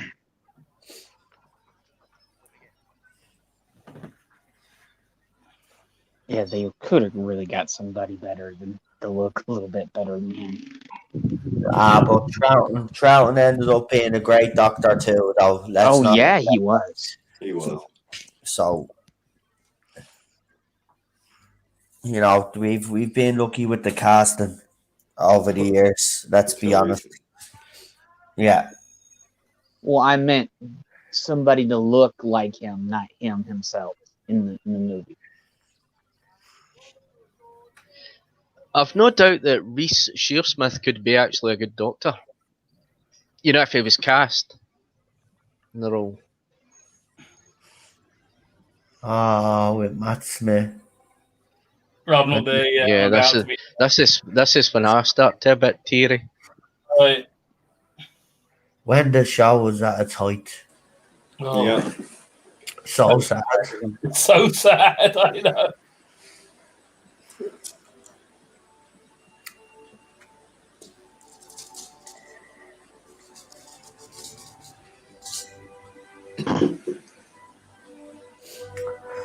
Very sad. I can hear it on some of That's his funny. feed.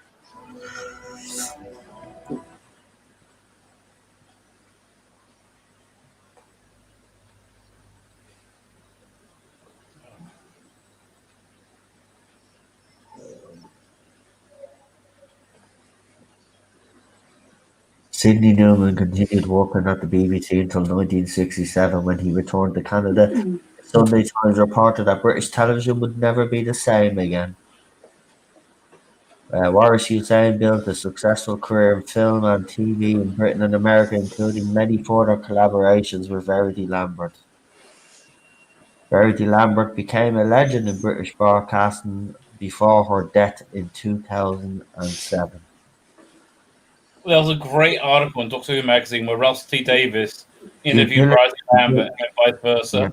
Debilitated by his illness, William Hartnell secured only a few more acting roles before his retirement. He died in 1975, The age. year I was born. And there's a Far nice too shot young. now, the Alex, the TARDIS. That picture of Sidney Newman really captures him. That's like a Murder. famous picture of him. This is a Yeah. speech. Yeah. Yeah.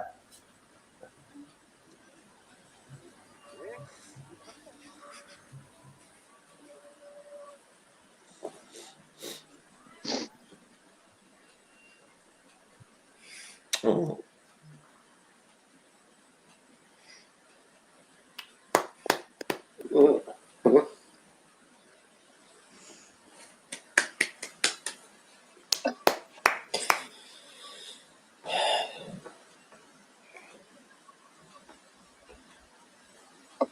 But that was a lot more emotional tonight than it was a few nights Yeah. back.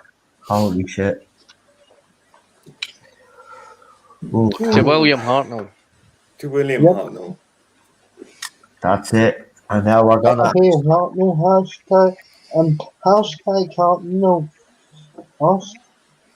Hartnell first. Tell you, that's why BBC wouldn't show that. Haha. Because after watching that, the fans will realise what they missed. Exactly. Yeah. That's Exactly. the thing I get from watching this film now. It was emotional before, but it's extra emotional now. I Oh, wonderful. literally have tears streaming down from me. That I was can't stop. Yeah, we're all Yeah, it's a feeling bit it. kind of sad. Oh. Right, Oh, right. Let's, really good. Oh my god, that was so good. I know. Wow. Right, I'll tell you what, everybody, when we got arrested, everybody, if you just want to give, because we're going to be doing the 2 other episodes, I'll just ask you for a rating for this, okay?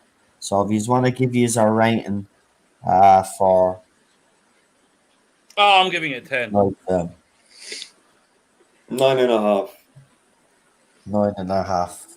Okay. Alpha Omega. Yeah, 9.5. Real Super Doctor. 10 out of 10. Daniel. Yeah. 9 out of 10 for me. Incredible. Jed. I would have to give it a 10 too. Yeah, same here. 10 out of 10. So, yeah, and loads of 10s and 9s and a couple of 11s. Even though we don't go to 11, but I can understand where these are all come from. Oh my, that's what they hit me really hard. So what the fuck? Seriously, I can't. The first time I saw this, I like cried like a baby. Like, to be honest. Right. So I need to Yeah. know which one we're watching first. Are we watching the Unearthly pilot first? Unearthly pilot first. Yeah, pilot first, yeah. And that's on BritBox, isn't it? Wrong. Yes, it is. Do I have to write it in aired or is it in extra episodes, Lee? It's under pilot before extra episodes. So you just But it's only got the 1 episode there. That's what I'm asking you. Has it got the 2? Has it got the unaired and the Yeah, if you go on pilot, you've got the pilot there, and then when you go to season 1, it's got the broadcast version there. and I get you. Yeah, I get you. and you get so you just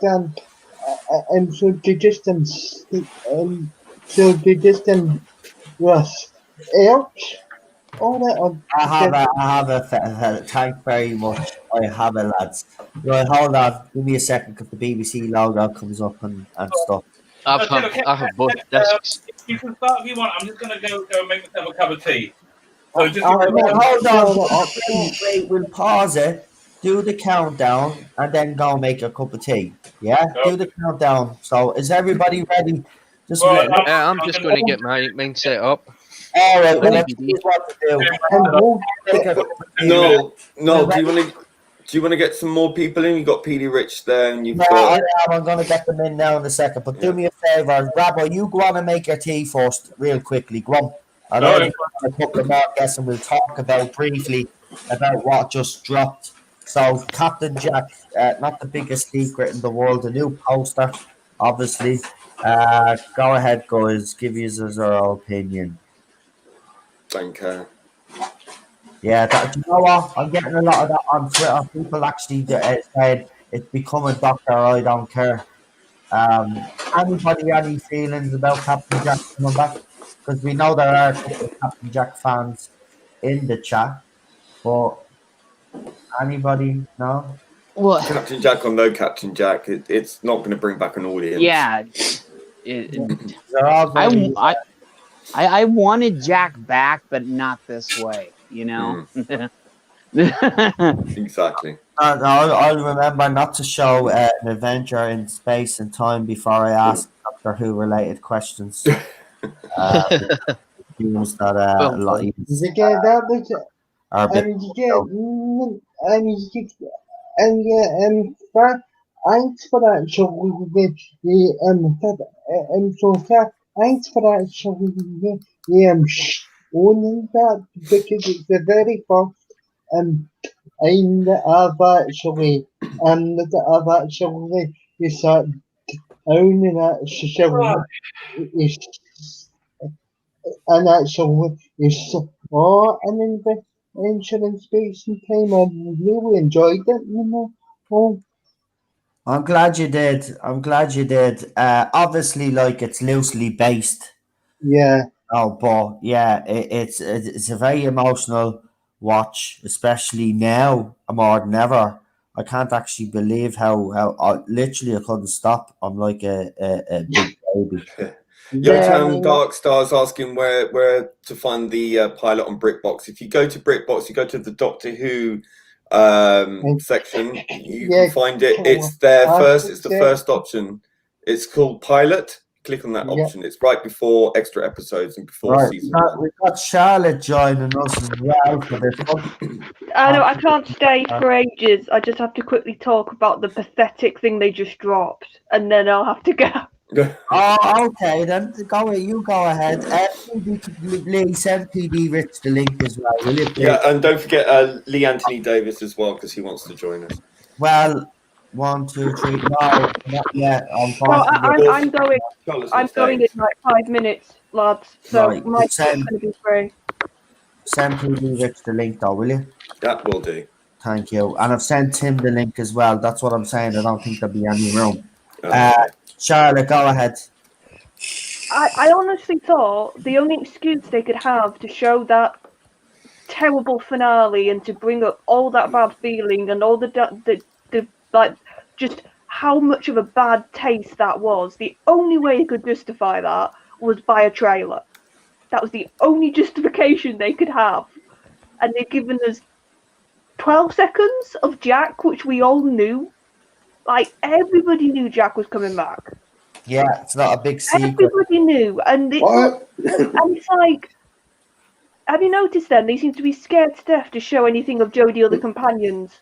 I know. They don't want to show the Jodie or the companions. So I think there's something going on with whatever. Either Jodie is not in it, and they don't want to scare all the rabid fans, so they don't want to release that until the last minute. Or the companions do now, because they've not shown any of those two things. That's what I mean. They haven't even shown even. Okay, you don't want to show the Doctor because you don't want to give Anton away. Fair enough. But they don't. All they've shown is the still image of the companions and who are in prison. Why not show us the companions at least doing something. It mightn't be much, Yeah. but at least give them something, but nothing. Again, nothing. This is like he's taking the. I have to be honest. I will do a stream on this during the week, but he's definitely taking the P on this one, Chris Chibnall. Oh yeah, because and this is the other thing. This has been in the can for how long? This special? Yeah, since well, they did it when they filmed all of Series 12, so it was all. About a year. Yeah, that's what I mean. And So nothing. you've had a special in the can for a year. You know that it's probably not going to be connected to the finale. It'll probably just be a throwaway line. So you don't have to unpack that rubbish. Yeah. So you could do a trailer so easily for this. And I'm sorry, a teaser for Jack hearing the TARDIS saying I missed that sound. And do you know what else? They've copied their own hashtag. What was the clip they used for him in Fugitive? Jack is back. They're just repeating that again. I know. Okay, our big trailer on Wednesday when Christmas listings released. So now that's what they're saying. So when the Christmas, because this is when we'll know. Actually, Wednesday we will know for definite when Doctor Who is actually being shown. Will it be Christmas or New Year's Day? New Year. They've not shown a trailer. It's definitely New Year now. It's not shown a trailer. Emma is saying that she reckons that there'll be a trailer show because what happens normally is when they do the TV listings, BBC do put a new trailer out on what's to come in the coming weeks and months for their Christmas yoke. So they might feature something of that. Do you know what? I wouldn't be surprised to feature the last episode, the prison, where she's locked up in prison, and just leave it there. That's all they'll give.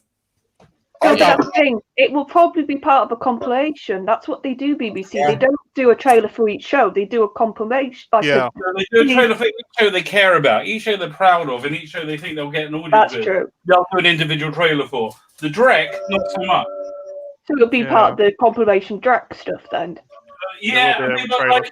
Honestly, it's like November 23rd. There's not a trailer yet. Really, there's nothing. It's just nothing but this teaser, for their fans. I mean, like, I'm not one of their fans, but geez, I'm glad I'm not one of their fans. Hey, Emma, I'm speaking to you now, love. I feel so bad for you. Because you. Like, it's an insult. We care about the show in general, but we don't care about this current era. You probably know by now. But even I'm a bit narked just for you because this is ridiculous. Yeah. It's an insult if there ever was one, to be quite honest with you. I mean, these fans have stayed loyal, and again, he's thrown them little breadcrumbs, and that's all it is, little breadcrumbs. Here you go, here's a couple of images. Here you go, here's a 14-second teaser of Jack coming back.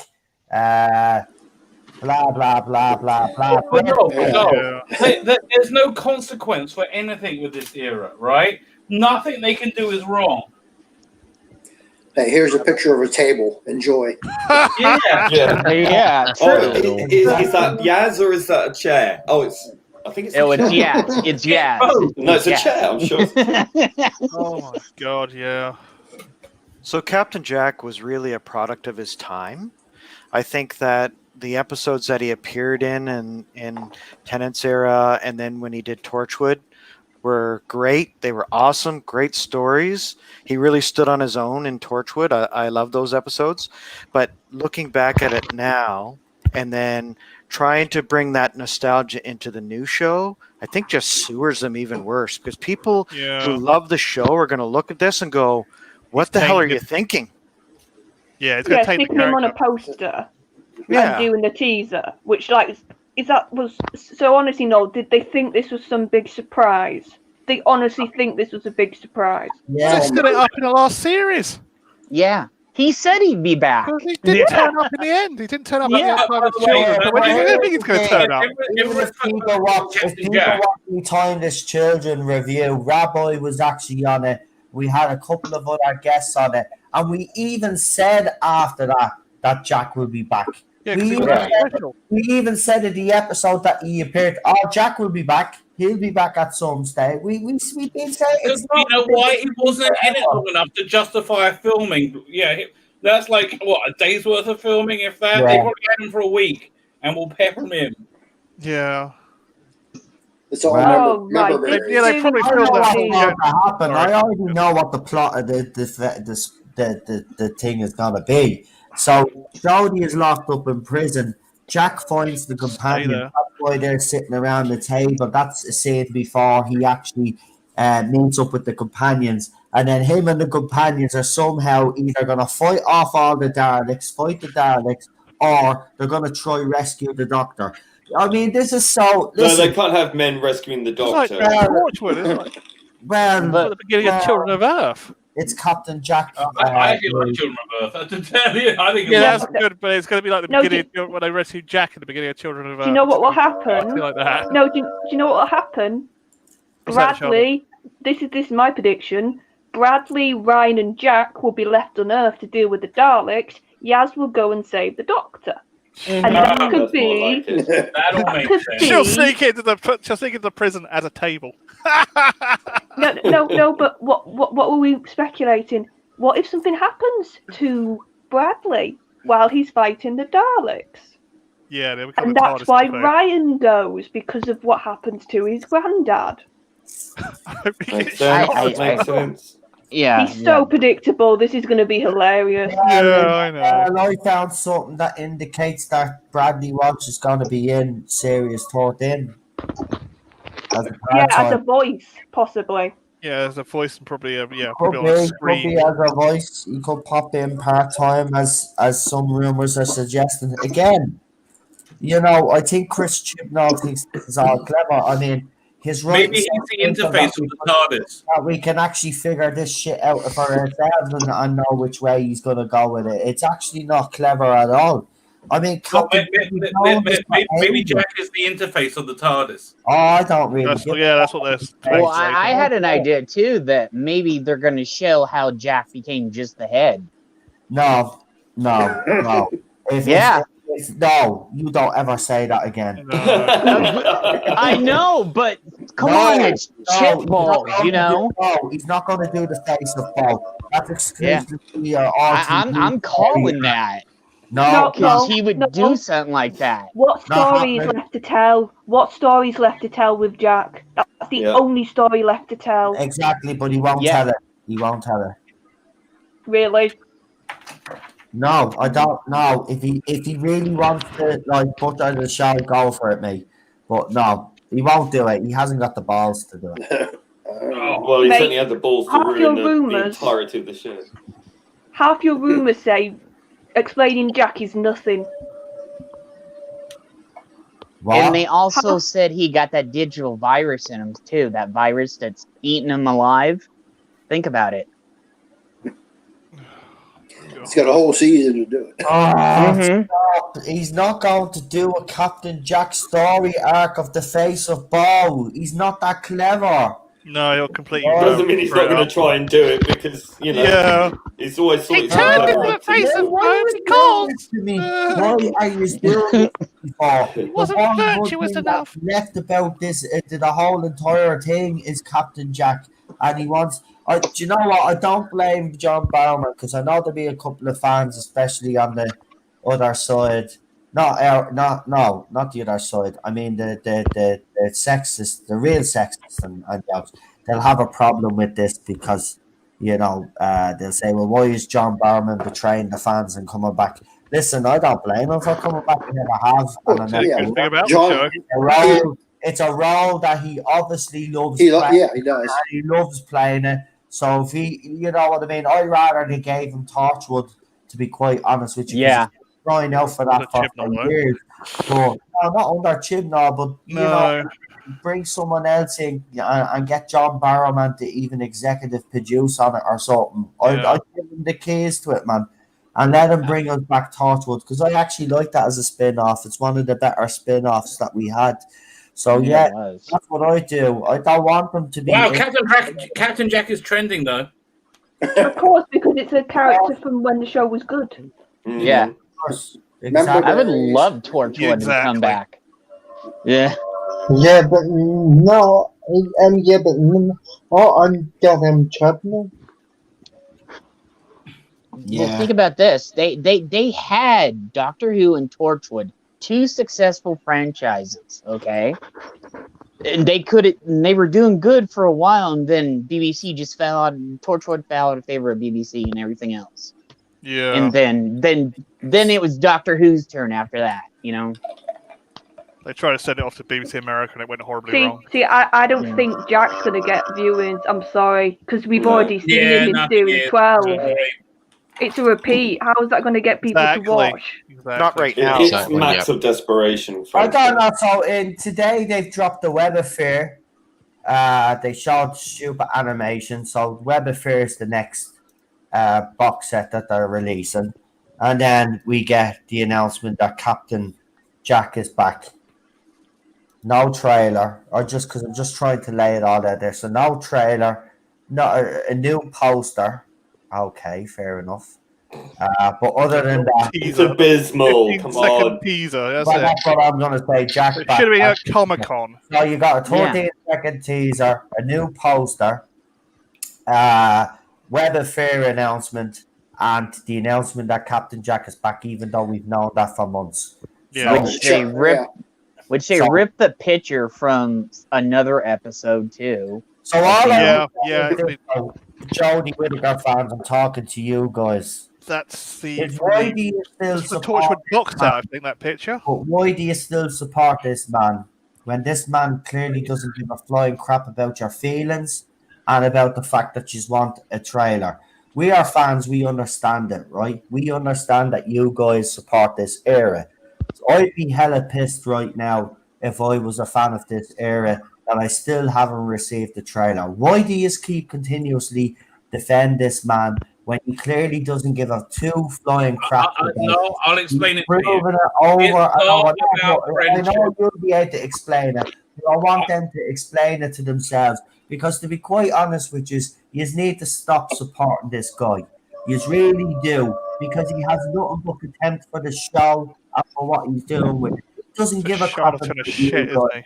All he wants to do is tick boxes and keep you happy for a couple of seconds. He knows what he's doing, right? And bringing Captain Jack back is for one thing and one thing only, to help boost those ratings. He thinks that we're going to be stupid enough to fall for that. Why not? He did it last year. Captain Jack came back. What happened? Captain Jack trended then, and the ratings got a slight upturn. He knows what he's doing, bringing Captain Jack back. And don't be surprised if you see him in Series 13. It's a shoe-in now at this stage, to be quite honest with you, because it's the only way and it's the only thing that Chris Chibnall can do to boost ratings is bring back popular characters and use gimmicks and bring back old villains and monsters because he thinks that's what we want. No, we don't, you fucking moron. What we want is actually new writing, new aliens, new stuff. We don't want you to keep going back to the tried and tested. Give us something new. But when you did try to give us something new, you gave us something that was boring by bleeding talking frogs, races with leather bleeding jackets on them, and bleeding an adipose on crack with the thing. What are you on about? The pregnant redhead men and the whole lot of it. What are you at? Get a grip. You I think Charlotte. No, do you think there's a new title sequence? I think that is a new. I think that's, if you look at it very carefully, I think they're showing us a new title sequence in that. Is the show going to be called The Timeless Child now? I think Charlotte's right.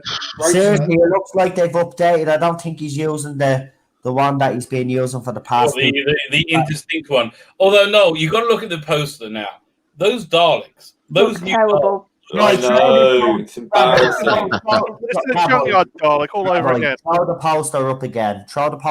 And then we're going to do what we're here for, an Unearthly child. I'm sorry about this. Yeah. And they said that Dalek was a one-off. They said that Scout Dalek's a one-off. We're never going to say it again. They've used it again. There you go. Here's the thing. I think the still Dalek looks better than those. Yeah, but hold on. Do you know what they're doing? They're doing exactly what the JJ's Bad Robot crowd did, right? They've changed these 25% different. Well-known, they've made them slightly different so they don't have to be paying these estates all of the money. Still got to pay them. Oh, yeah, so they have to pay No, them. they're still Daleks. They still have to pay them. Yeah, just a bit, but not as much as they would if they used the I original bet they do. Daleks. I bet they do. Still They got- look yeah, like it's poor not- knockoffs. So there we They're- go. We've got Cheap time with these knockoffs, yeah. Cheap we've got rubbish. Yeah, made in China. We've got Yaz Chinese there knockoff. smiling. We've got Sorry, Yaz Taiwan there does decent stuff. smiling. We've got Bradley Walsh there, or Graham O'Brien, whatever you want to call him at this stage. Just staring into. And then we've got Ryan looking his usual confused self, and then we have his. Being her What do I do?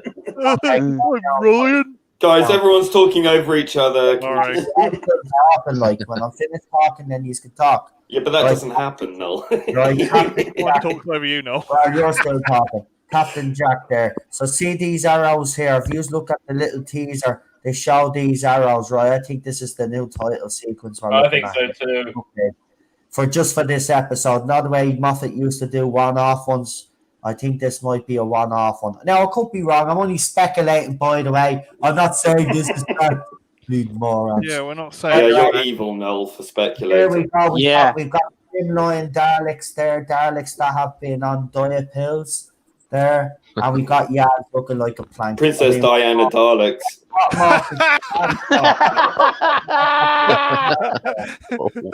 Chased by paparazzi, Simon, man. Please contact this phone number if you need Oh, to. yeah. And then we got Whittaker in the orange jumpsuit, which is our best costume, by the way. I actually seen, I think it was a fan edit though, but I seen some fan put her in the orange jumpsuit with our resolution jacket, and she actually looks much better than the bloody costume she's wearing. And you can see there her hair is obviously brown there, and she's let the roots. I didn't know that the Doctor had roots and needs to dye her hair. like. Regenerated. Don't forget, she regenerated with dyed, bleached hair and mascara applied. Yeah. That's just a rabbit headlights. Totally artificial. Right, so I can't look at that anymore. That's making me sick. Isn't that sexist? I've got a 5 pounds. Calm. You're all getting out of hand. Can I say something? Just give me. I just want to shout out this super chat that's been put up ages ago. It's from Zen Monkey, and it's a $5 Australian super chat, and he says, "Coffee on me." Now go ahead. Okay. I'm going to say I agree with Charlotte. Eventually, the addition of John Barrowman isn't going to add much to the viewers. I don't know. First off, it might, but overall, no. I don't know, because fans, they've been crying out for stuff and they latch on to with Star Wars. No. But then tomorrow, this is not going to be talked about because there's no trailer. Yeah. This is going to be a night. Everybody's going to be all 15 excited. seconds, yeah. And then by tomorrow. No. It's the fans doesn't matter. It's what we need the normie audience, right? The normie audience tuned in once already for Captain Jack. They saw it was nothing. They're not coming back.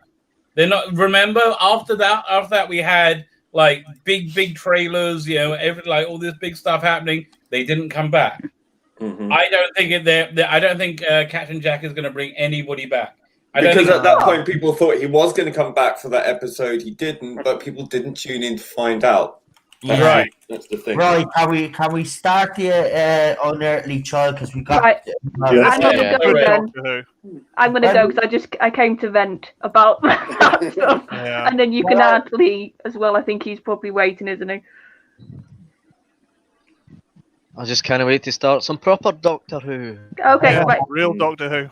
Night, Charlotte. The rest of the stream. See you later, Charlotte. Not some TTIT Doctor Who. Yeah, you'll find out about that one too. Do the countdown there, Rabbi, please. Okay, we're gonna pull it up. There we go. 5, 4. Wait, fucking hell. Yeah, go on. 4, 3, 2, 1. I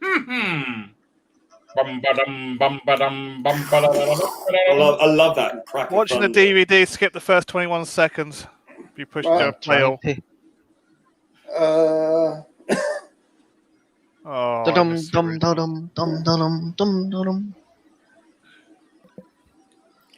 They get rid of the thunderclap because they thought it was too scary. Thunderclap. No, it's great. It is great. How are you ahead of me already? Where's the thunderclap? Oh, I love this intro. It will just keep the music going. Yeah. Yeah, which I love that they did that for the Day of the Doctor as well. Yeah. See, to be honest with you, I've always actually preferred the pilot to the editor. Yeah, same. Quite a few people do. More darker in I this can one. I can actually hear someone's playing in the background. You need to tune it down. It's not mine. Yeah, headphones is preferable. I'm at folks. 1 minute. Yeah, I just mute. I can still hear it. I've killed what you hear. Mine's muted, so. Yeah, mine's mute. Just keep the music going. Yeah. So Do you still hear anything?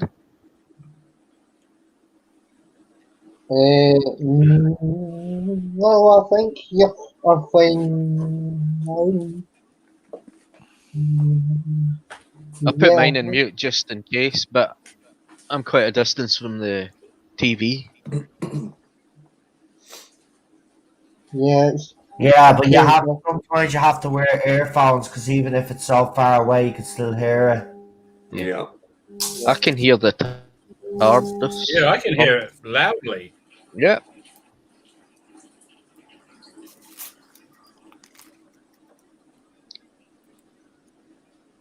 I must admit, I do like the pilot episode for all the changes you'll see in the next version. In Hartnell's performance is actually a lot better in the pilot episode. I like that kid's I pulling it. thought he was a lot distant and scary. Yeah, he was a bit more wily in this one. Yeah. You can kind of tell that he get too old to tone it down a bit for the aired version. Uh-huh.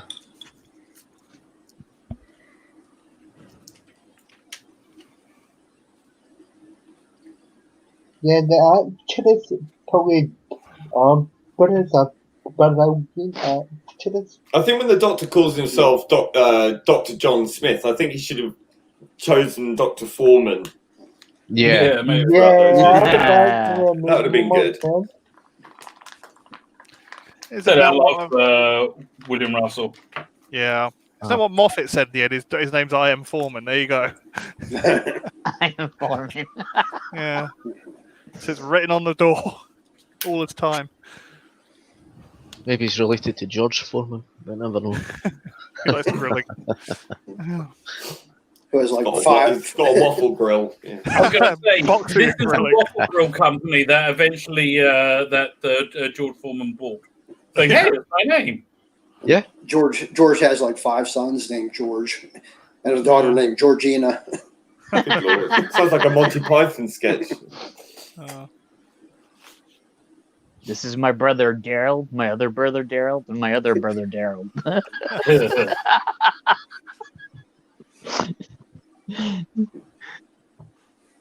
Anybody doesn't get that, that's a Newhart reference. So I'm just saying. My Daryl and my other brother Daryl.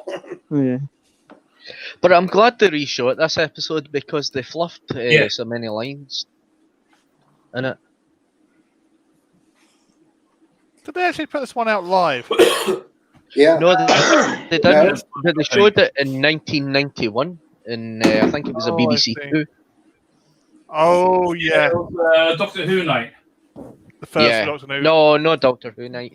I think it was a repeat of the Doctor Who. It was the one where they were shutting, whatchamacallit down? They're shutting, was it Lime Grove Studios down? Yeah, It should have been, yeah. Yeah, I can remember that. They go to shut the TARDIS doors and they can't get them shut. Yeah. Then after the success of Star Trek night, they did a Doctor Who night. Who we lost?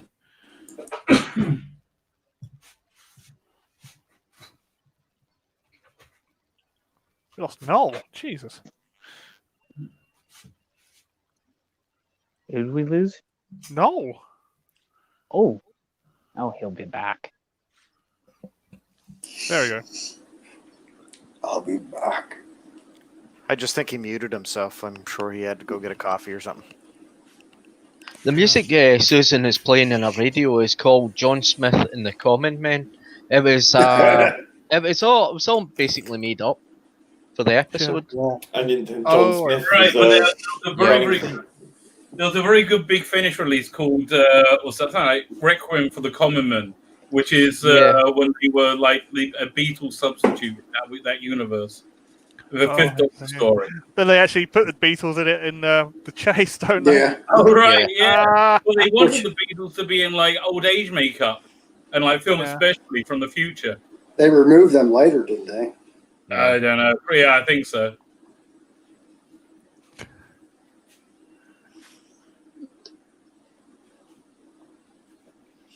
It was a Ticket to Ride. God, keep pulling focus on that shot.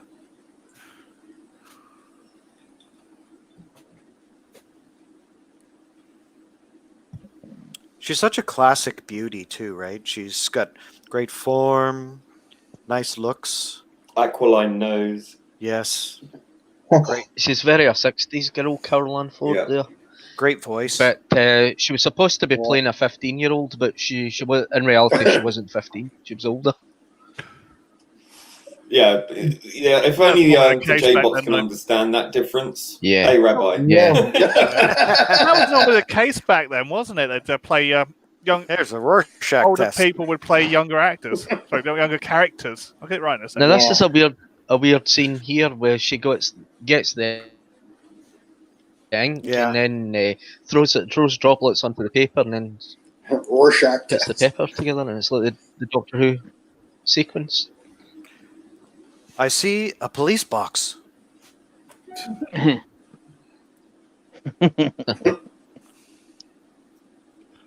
I love it when they go in. I love it when they go in for the first time.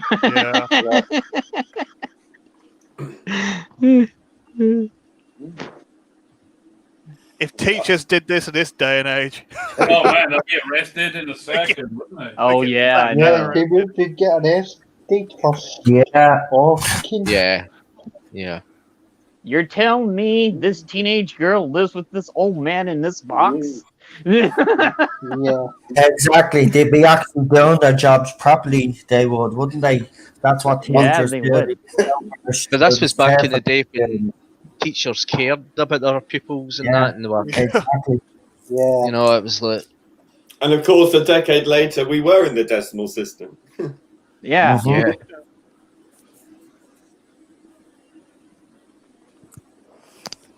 Don't forget to subscribe to everybody that's on the panel tonight, folks, especially if you're new and you've popped into the chat.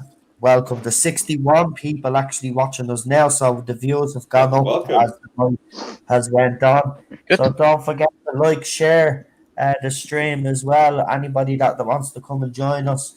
We're watching the Unaired pilot at the moment, and then we're going to do an Unearthly Child, the first episode of the original broadcast, if you want to join us for that. And as soon as I open my mouth, the views go down, so I'll shut up now.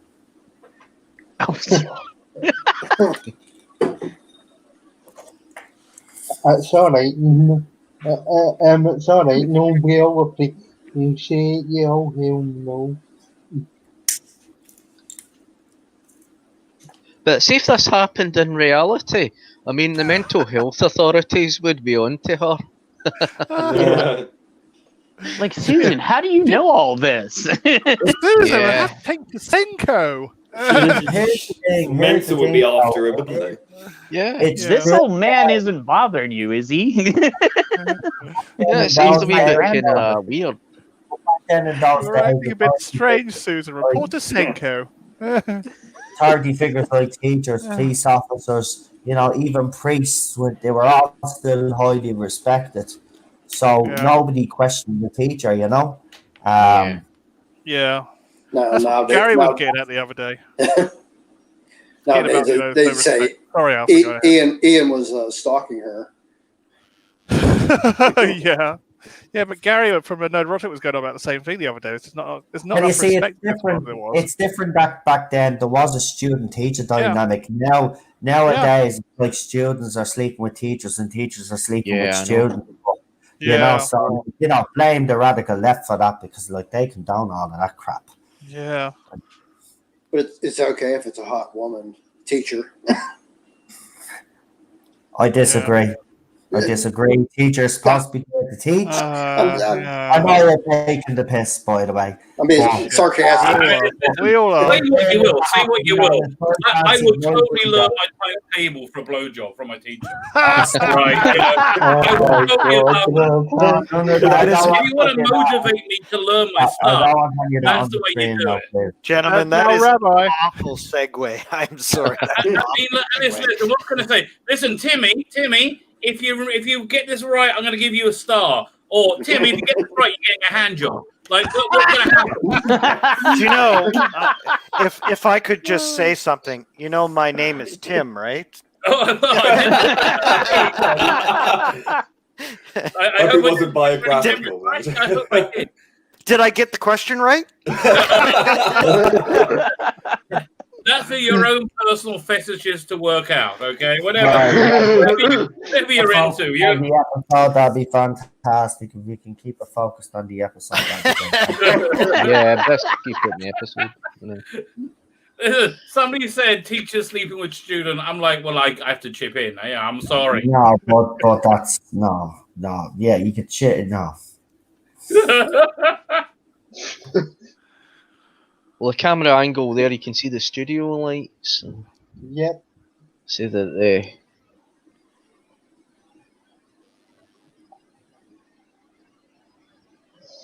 you can see why it was needed to be reshot. I mean, Sidney Newman. Yeah, I'm was glad quite they right. gave you the opportunity. They needed the practice run. Yeah.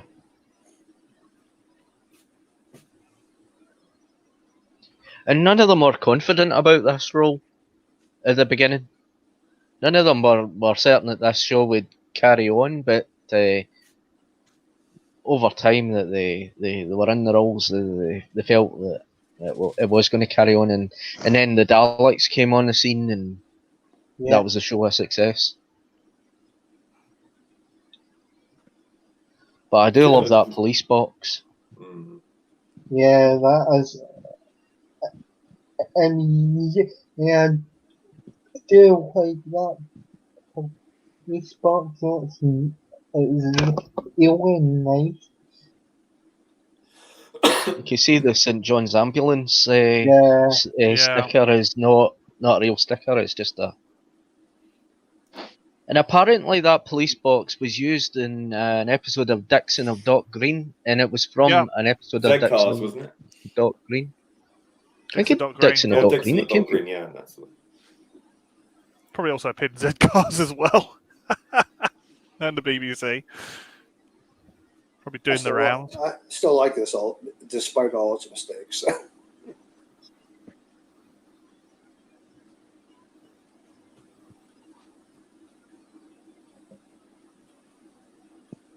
Anyone need a lift?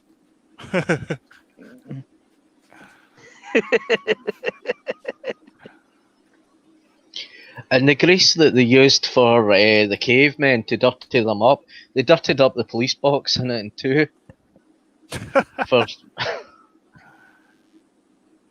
And the sand that they used for the cavemen scenes, for the scenes in the cavemen, it was full of flies, sand flies, and it infested the studio. So I was told. Infested. Wow. Yeah.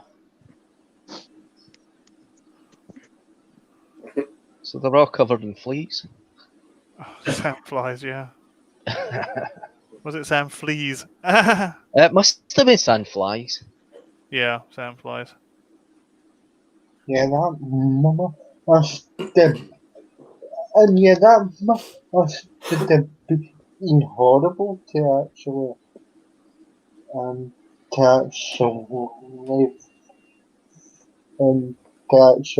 film. See, that's Hartnell there, right? That's the quiet confidence and arrogance, and he's just there, right? And they're looking at him for answers, and he's like, "Whoa, well, Who am I?" Moment for dramatic pause. He's giving it all he's going, and it's like giving it all he's got, cutting. This is all He's always thinking. Yeah. Yeah.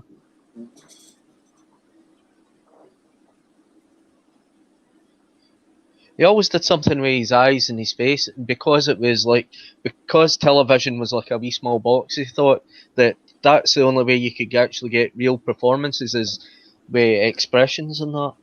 That was half the special effects budget right there. Yeah. Just using his eyes. Yeah. See, you're not sure about him if he's good or if he's evil. I mean, Verita Lambert said something about Doctor Who. Was he kind, avuncular, or good, or was he just inherently evil? You don't know. There's question marks that were never answered about the Doctor. Look at them thinking about what they're talking about.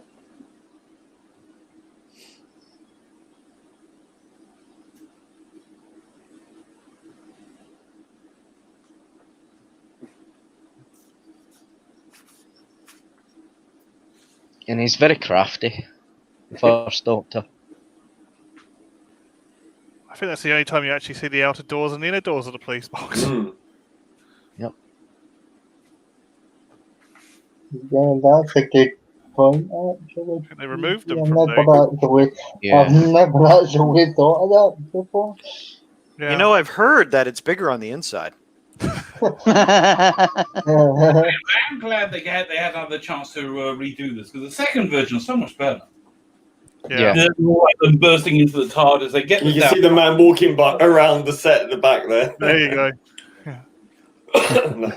Was that as bad as the jeans guy in the latest Mandalorian episode? Oh my god! Yeah. Someone did a bigger mock-up of it. It was hilarious. Jeans guy. You can see the shadow. Mike. Yeah, Bishop Boom coming in. He's rubbing his head there because I think he got hit by the boom. Oh, he walked straight into the Fisher Boom, yeah. Seen that happen for real a few times.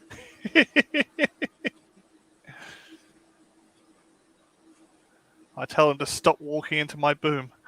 Big ride. Yeah. I was waiting for Rabbi to say something about you mentioning your boom there. It's too obvious. It's too obvious. Boom, boom, boom. It's still more entertaining. Hey, boo boom.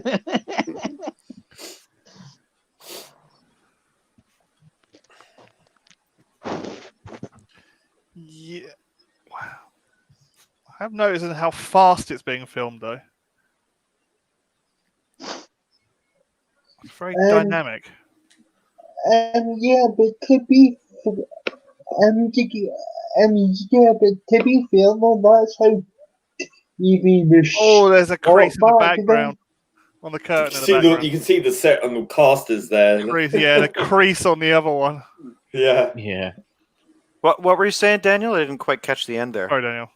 I said that's how TV was shot back then. You had to get it out as clearly as possible because you had It's a multi-camera production. Yeah.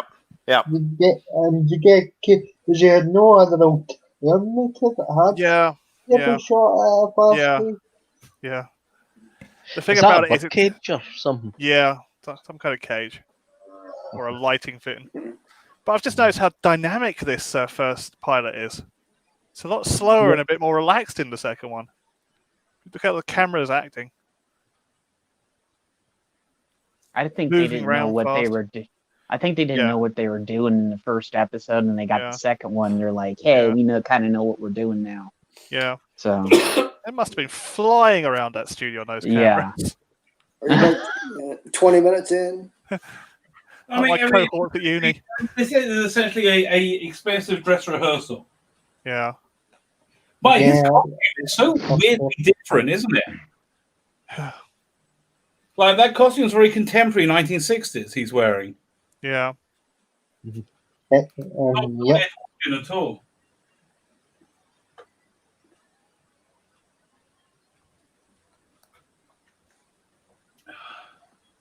There's a giant roundel, giant half roundel.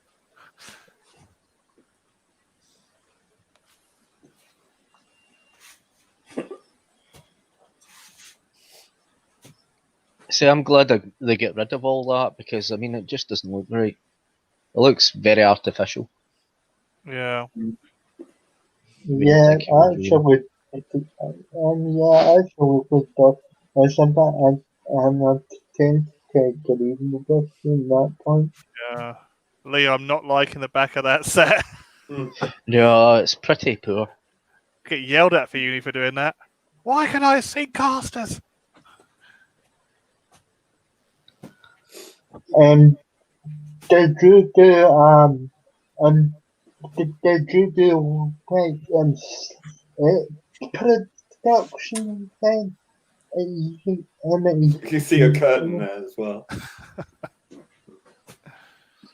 I love the way they've just dropped the drapes down the back of the TARDIS. It's just kind of rolled up at the sides.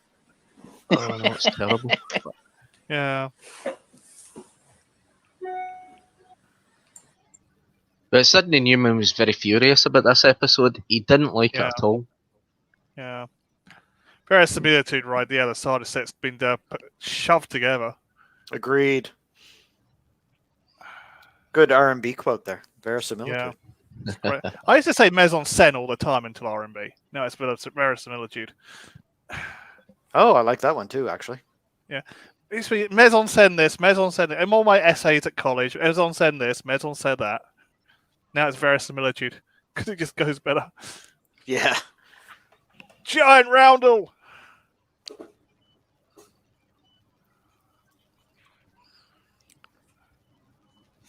Gee, I almost thought that was the Bridge of the Enterprise for a minute. It's a big long Doctor Who theme moment. Well, see, they had to get the TARDIS right, so when the Enterprise came around, they already had it set up, okay? Hey, I get that. That's right.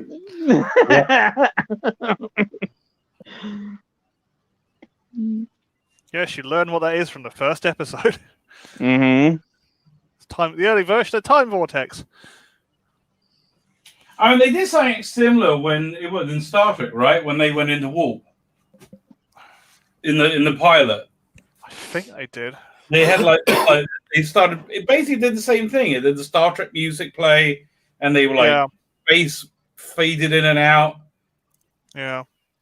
Okay, well, kind of. Yeah, they did that kind of. Yeah, when I first went to time, they called it Time Warp. Remember? Time Warp Factor 5. Time Warp Factor. Yeah. Yeah, it was Time Warp Factor. And then one guy walked up the other guy and held up his hands to show 5. Yeah. So you get the Doctor Who music there in the production episode. Yeah. You just get this kind of weird sequence in this version, the pilot. Well, Gene Roddenberry did say he did take some things from Doctor Who when he did Star Trek. I have to go into what's the word? Urinate. If you need to start next episode without me, please go ahead. I shall be back shortly. Please wait while Rabbi alleviates himself. Yes, exactly.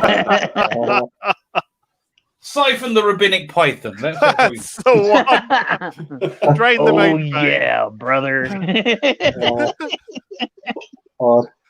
EMI. What happened? Are we paused now? Well,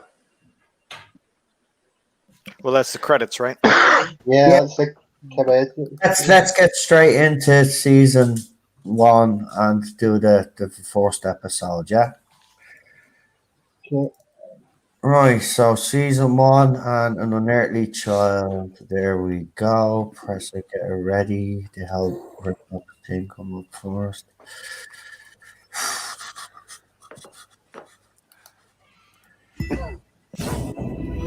Oh, I can hear that really loud. Yeah, I'll probably get a slide for that. Yeah, and that. Mm-mm. And that. Yeah, watch out. You don't want to get a DNC on that. Right, do the countdown. Shall I do it? If Rabbi's going Jaloja! Jaloja. Okay, guys, ready? 5, 4, 3, 2, 1. Thunderbirds, I'll go. Oh, sorry, wrong show. Good show.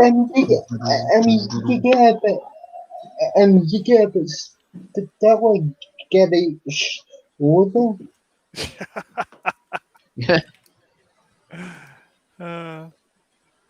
God, I miss Jerry Anderson. Yeah, Godfather of science fiction, wasn't he, over here? yeah. He was our version of Gene Roddenberry.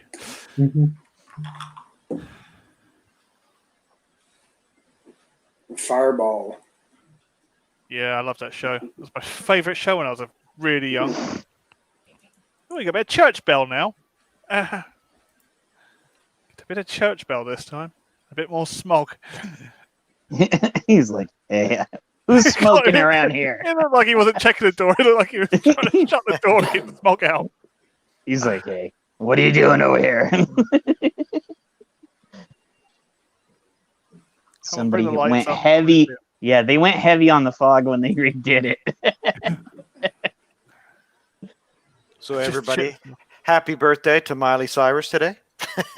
Oh, Jesus Christ, is it that? Miley smash. She came in like a wrecking ball. Oh my God, I can't stand her at all. Just love Look what they've done to the police box now. Yeah, there we go. They've dirtied it up. Didn't look so clean, yeah. It was much better. Yeah. Yeah, I think they wanted to dirtied it up because it was to give the effect that it was a actual police box that was out in the street. Yeah, an antique, yeah. Yeah. And you get that, you know, preferred, and Emma preferred to the outside bit in the pile with it than I did. I said prefer to the outside to look like the put in the pile. I'm getting flashbacks to Class. Ooh. Oh, see, that's I know if it's shite. Oh, I like how it zooms in on the box right there.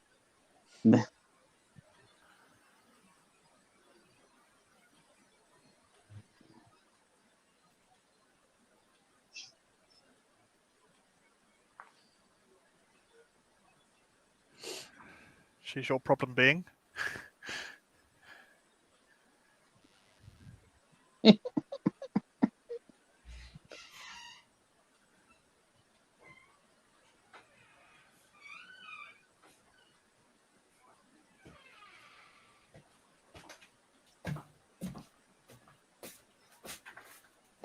Just checking the pipes, dear. I thought of Faulty Towers when he's knocking on it. Yeah. Where is everyone? About 3 minutes, 18 seconds in. Yeah.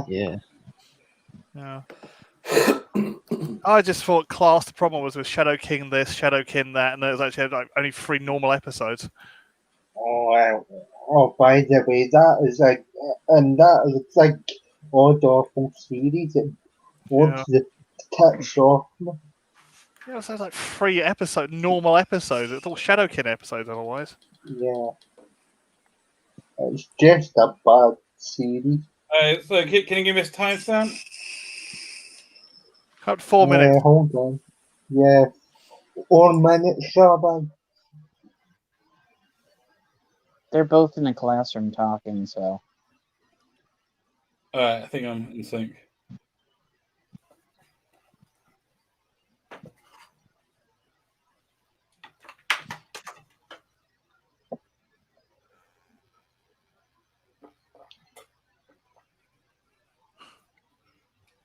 Yeah, I have to tell you, all these rewrites are much better.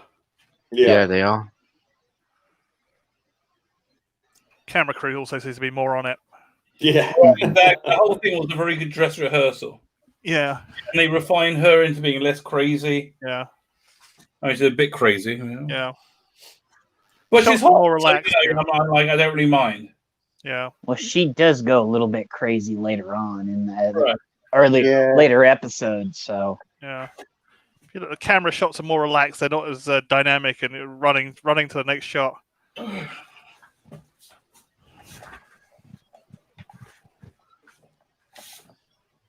They seem to have like 3 or 4 cameras instead of just 2.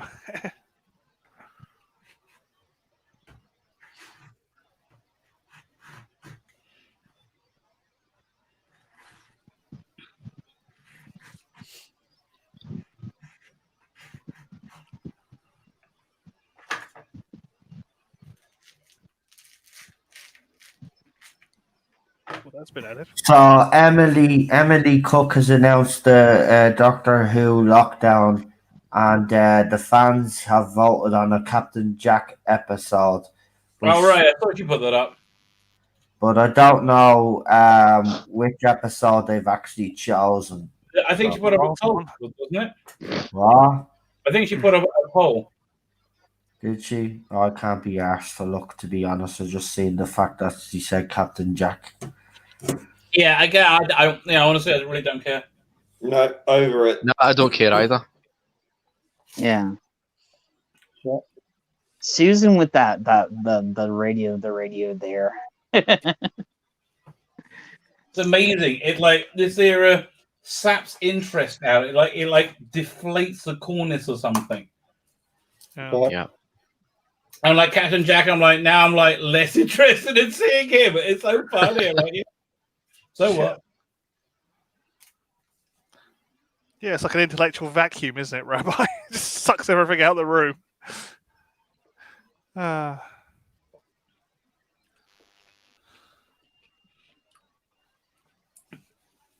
culture vacuum.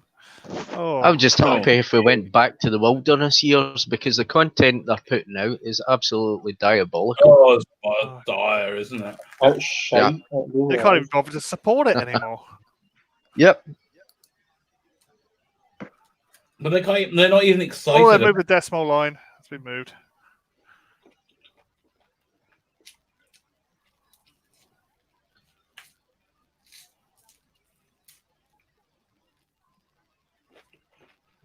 She is right.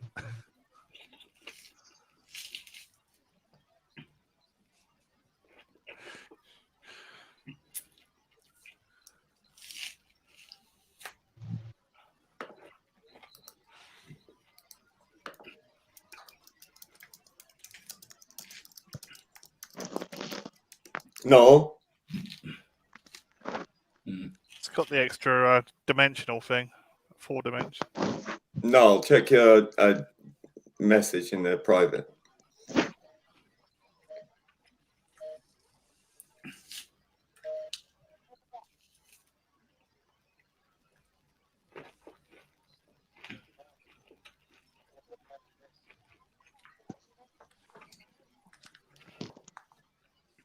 How old is William Russell and Jack in the Hill here?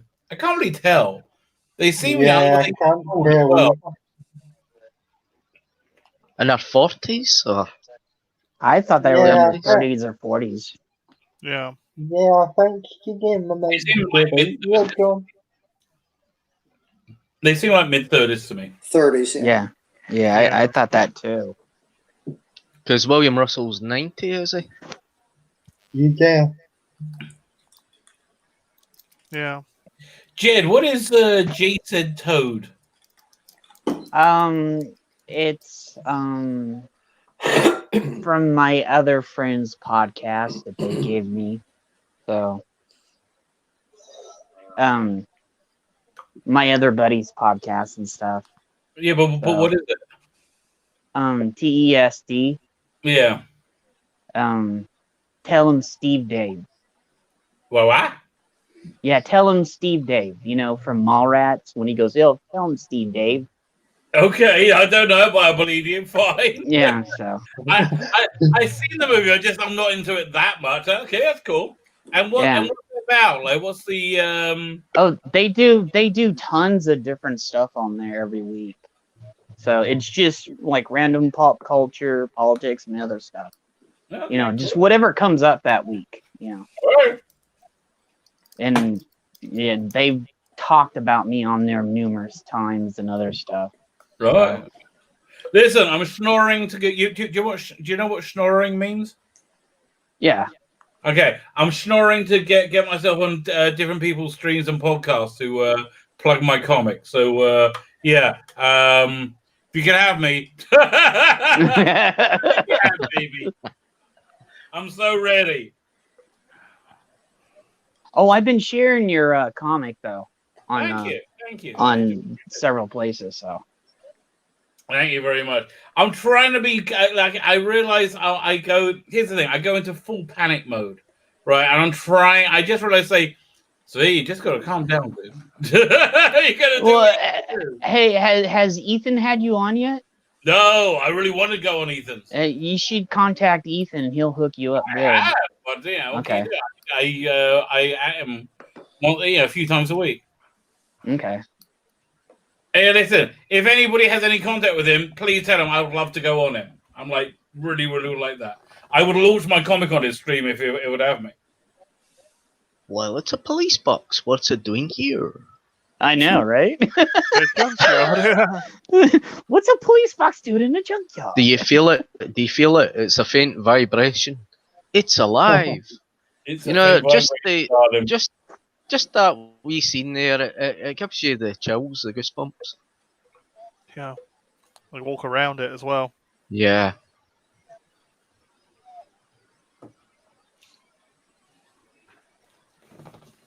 Oh man, what time is it? I am fading fast.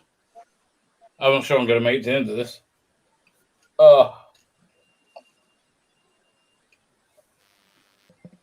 So where do you think he's coming out of, doing the coughing and the? Well, he was coming through the doors to the yard, foreman yard. That torchlight becomes a sonic screwdriver. Yeah. I thought it was the. I ain't gonna show him. I'm shooting. Same already torch. I was gonna say something. Now I'll get in trouble. I can see you. I've got a flashlight. It's not a flashlight. It's my original size screwdriver, but it's a flashlight. You call that a flashlight? That's not a flashlight. This is a flashlight. At least he didn't say flashlight. Oh God. Who wants to go next? I man locking up a kid in a police box. That's a bit kind of dodgy. What exactly is a flashlight? No. That's a off the stream topic. Google it, Rabbi. Google it. Google is your friend. Yeah. Go to Google. Go to Google. Google is not your friend. Google is the place that'll lend you up, being investigated by the Vice Squad. Be careful what you search for. Don't be curious. That's the reason why you have what do they call it? Incognito. Yeah. Turn that on when you look up all that other stuff. Listen, I'm a very, very, very dirty guy. Okay, very dirty guy, which means I have to avoid anything that turns me on, which is hard because a lot of things turn me on. I'm shocked.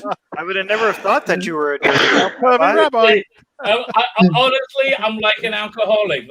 They know they can't have a drink. So I'm kind of like that. Well, thanks for the warning, Rabbi. I've never Googled anything you before, should be so safe as long as you're in a second location. Here's a rule: never go to a second location with the person you just met. Okay, that's always bad. Yes, because that's when they usually call me to clean up the body. Exactly. Yeah. He's the guy from. When you say they, are you talking about Fiction. the authorities or are you talking about the mafia? No, he's the guy from. He's the cleaner from Pulp Fiction. Okay. I'm the guy on the other end of 911. That's who I am. That was a better jump in the TARDIS. Yeah, I liked that bit. And it looks better. Yeah. Looks more brighter. Classy. Looks like they ironed it. Looks like they've actually fixed the flats on the back of the wall. Yeah. Notice the camera when That it's thing suspended zooming from in the or ceiling. moving in, kind of cut where the door Yeah. seam was, so you can see if it was opening up or not. Right.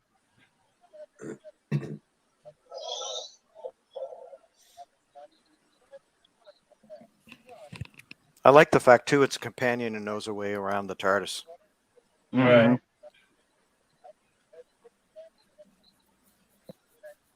I mean, this scene right here about them coming into the TARDIS for the first time. I mean, it gives you goosebumps. Yeah. Well, it gives me goosebumps. Yeah.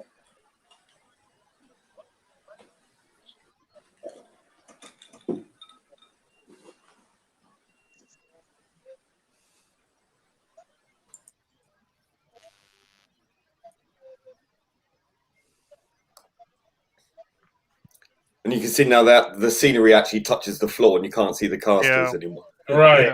Yeah. And the back curtain actually touches the floor right. It's all creased.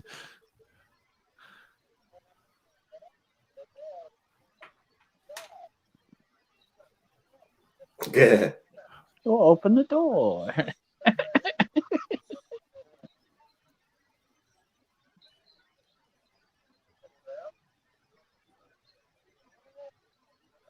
And that hat that Hartnell is wearing, it's an Astrakhan hat.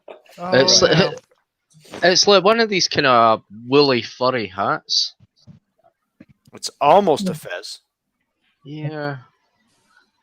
And yeah, it's come a true hat to be fair of, ain't it? I don't know where you can get one of them. I've tried eBay. Get one of what? Hats. Well, you probably get Amazon. Yeah. Question: we can get hair like Barbara's. That's got to be like a protective layer. Look how solid that is. That could survive. If somebody comes up to her with a crowbar and hits her on the head, she's not going to feel it. Yeah.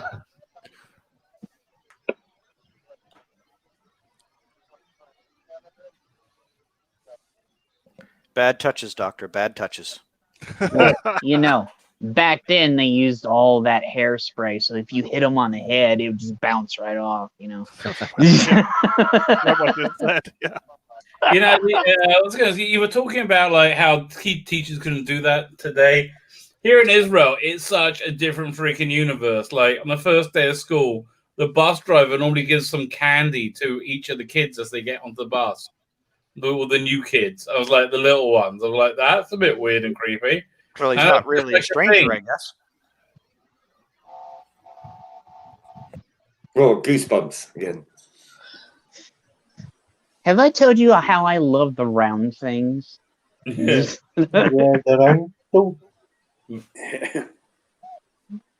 I was so glad in Tom's TARDIS he had that.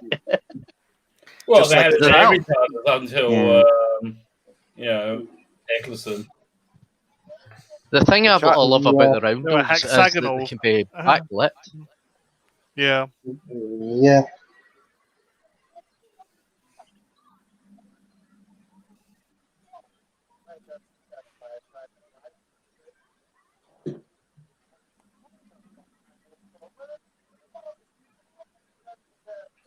Well, I can hear It's- some of it. Yeah. Yeah, it's a bit of feedback.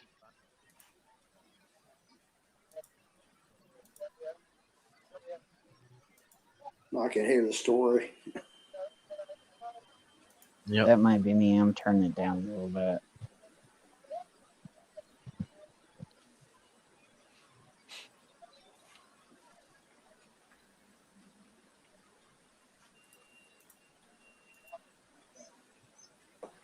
Right, in the pilot version, the Doctor was wearing like a regular 20th century shirt and tie. Now he's wearing now like it's a one. Big Victorian. difference. Yeah.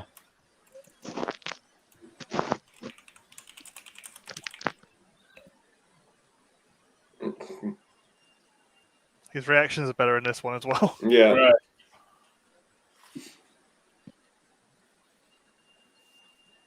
I think I hate to- Hartnell actually kept his accessories, his ring and his hat. Right.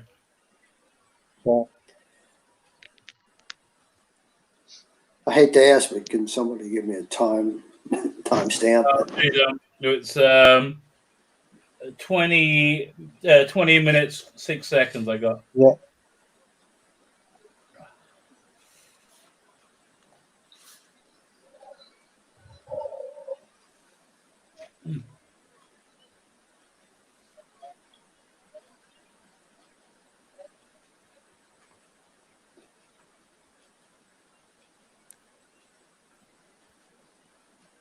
Yeah. Yeah, this is Ian doesn't attack in this one. Yeah. Ian it sets it off in the other one. It's great that it renders them unconscious and take off. I quite like that. Yeah. Right. Well, I guess they they wrote that out. Yeah. That would have been inconvenient with every companion. Yeah. Yeah. Could you imagine that in all the episodes where everybody passes out every time they turn on the TARDIS? Yep. They did that actually with Battlestar Galactica at the beginning. Every time they jumped, everybody was like, "Whoa!" And then they did. About it.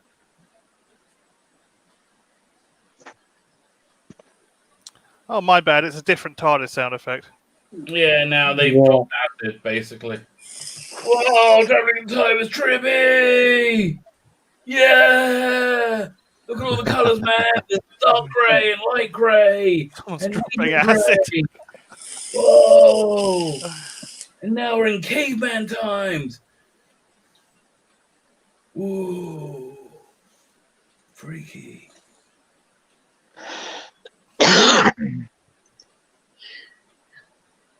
Yeah, you know what? You know what the DVD needs, what the Blu-ray needs when they finally do this season. They need a optional soundtrack by Bill and Ted. Whoa, dude! Now they're traveling time, man. Oh, gnarly, man! No way. Yes, I do like the that time scene travel here cleared where the caveman that would be shadow. It cleared the sticker. It cleared the sticker up. A nice treat traveling through time. Oh. Fine. I'm done. I'm going to bed.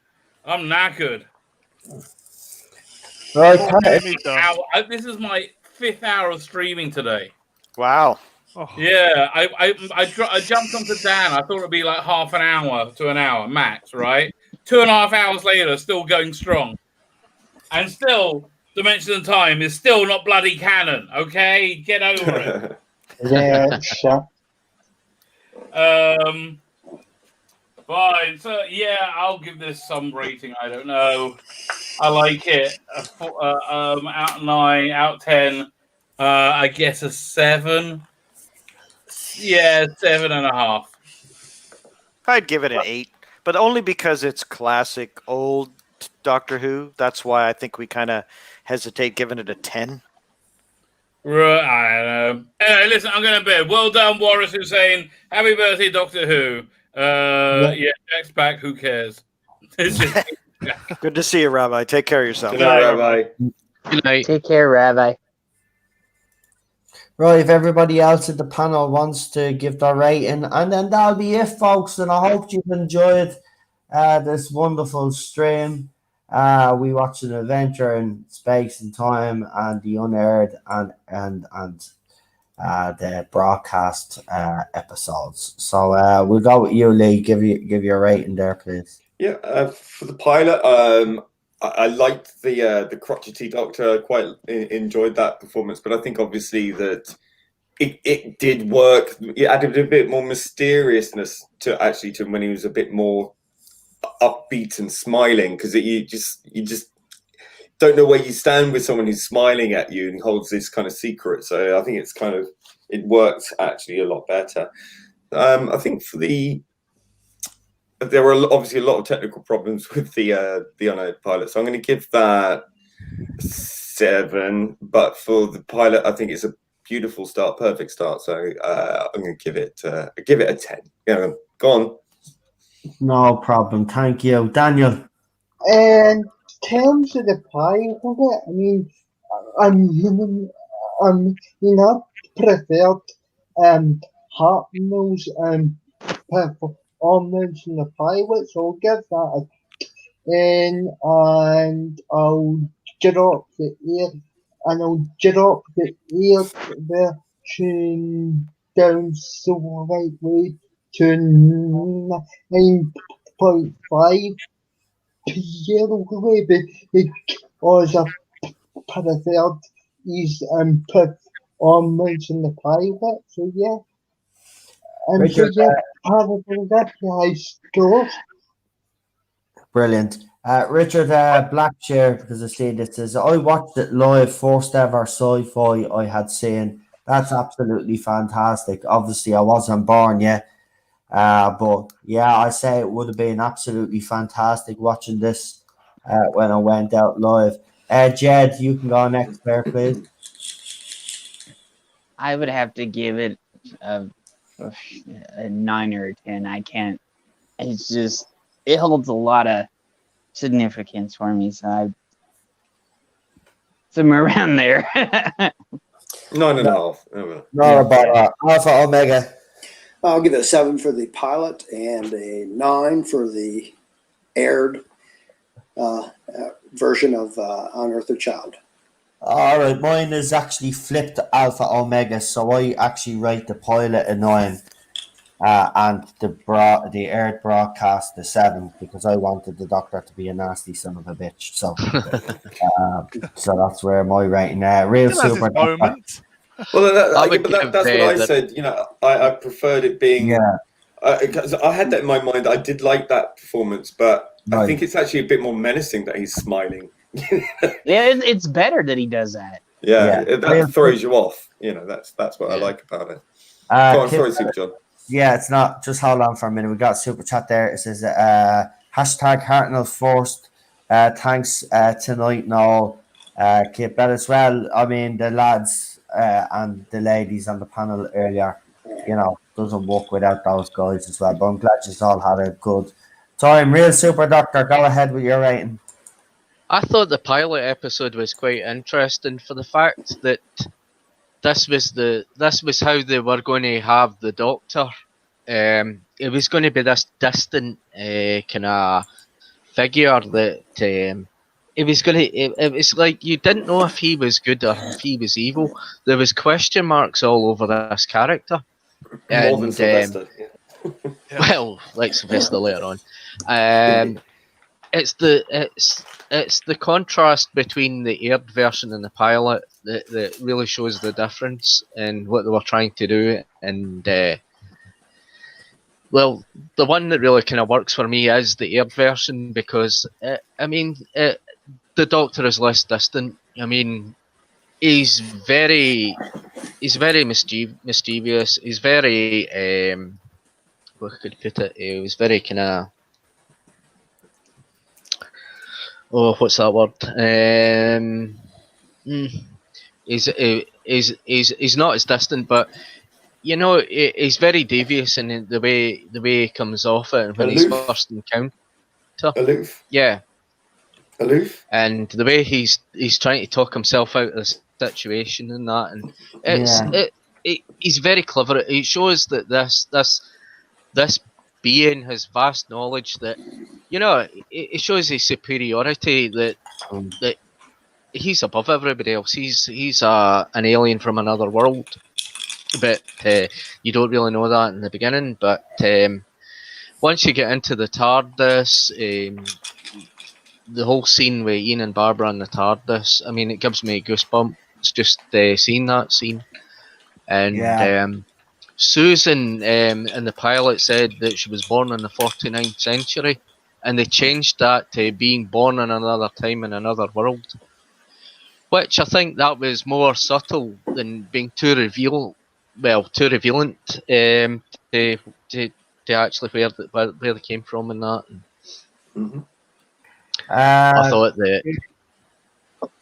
Sorry, Sorry? Go ahead. I thought the pilot version of the TARDIS it had too many problems with it. The blown up roundels, the blown up machinery in the background, that all had to go and all that. And I completely agree with what they've done in the what Sidney Newman wanted to do is completely have a remake of this episode. So basically, they had to restart all that up again, and as Rabbi said, it was an expensive rehearsal for the pilot. So this second attempt made it absolutely perfect, and you couldn't do it any better. Was the word you were looking for ambiguous? Someone suggested. Yeah, something like that. Tim, would you like to give your rating, pal? Okay, I'll give my rating. I'll give it about 7 for the pilot because I spotted all the mistakes in the scene and I'm thinking, ooh, ooh, ooh. Which is fun. And how dynamic the cameras were. They were going around like it's a racetrack. Yeah. That's like students at university. They do that. It's brilliant. But it's, sometimes you get the shot. Sometimes it just looks a bit. Spontaneous. Like like you're just going too fast. And you're trying to pull focus. It's just a bit too spontaneous, not kind of slow and. It's like the sort of Dogma film style that came later on. Yeah. It just looks like they're using the studio floor as a racetrack. quick, get lined up for the next shot. Get lined up for the next shot. Yeah, there we go. Yeah. Bang in there. Like they're not. So it looked like a little bit like early college students doing multi-camera. Yeah, with better focus, of course. Well, I think that sort of expose in the adventure in time, in space and time, is quite gives you an eye on the wall for what that must have been like at the time. Yeah, definitely. Just wanted a bit of Murray Walker kind of voiceover there. And camera one's in the lead. Camera one's in the lead. Oh no, camera one's had a crash. Camera 2. That's what it just reminds me of when you get too spontaneous with your camera work. It just looks like that. Yeah. But yeah, I give that one a 7, and I think I give 9 to the official. No, the first episode. I just love that first episode. I just think it's where it all started. No problem, pal. Yeah. We'll get Lord thoughts. Can never say it properly. You can say Tim. That's fine. Tim, go ahead. Give your rating, pal. Well, for the unaired pilot, I have to give it a 7. Obviously, it's a little unfinished, but that's cool. I like that kind of thing, going back and seeing it again and seeing where they originally started to come up with the storyline and the initial kind of run through. That's cool. The actual pilot, I give it an 8, mostly for nostalgia reasons. It's great seeing the Doctor. It's great seeing the first companion and the other crew that's there. That's a lot of fun going back and looking at it again. The first time I saw it was, I think, the late 70s. So seeing it again, this is probably my 3rd time. It was very, very enjoyable. So yeah, it was fun. Thanks very much. And we'll finish off the night with an Alpha Omega super chat, a $10 super chat. He says, "Long live the classic Doctor Who. We will never forget, and never a truer word said." Thank you for that. Yeah.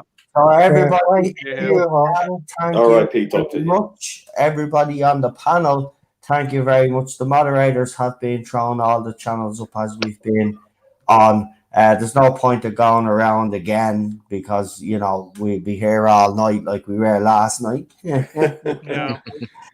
So the channels have been thrown up. Don't worry. So that's it. That's your lot. I hope you have actually enjoyed this stream. If you've missed the start of it, we'd encourage you to go back to the start and watch it from the beginning. Very enjoyable. We watched the movie as well, An Adventure in Space and Time. So thank you, as I said, for joining us, and I will leave you guys with this.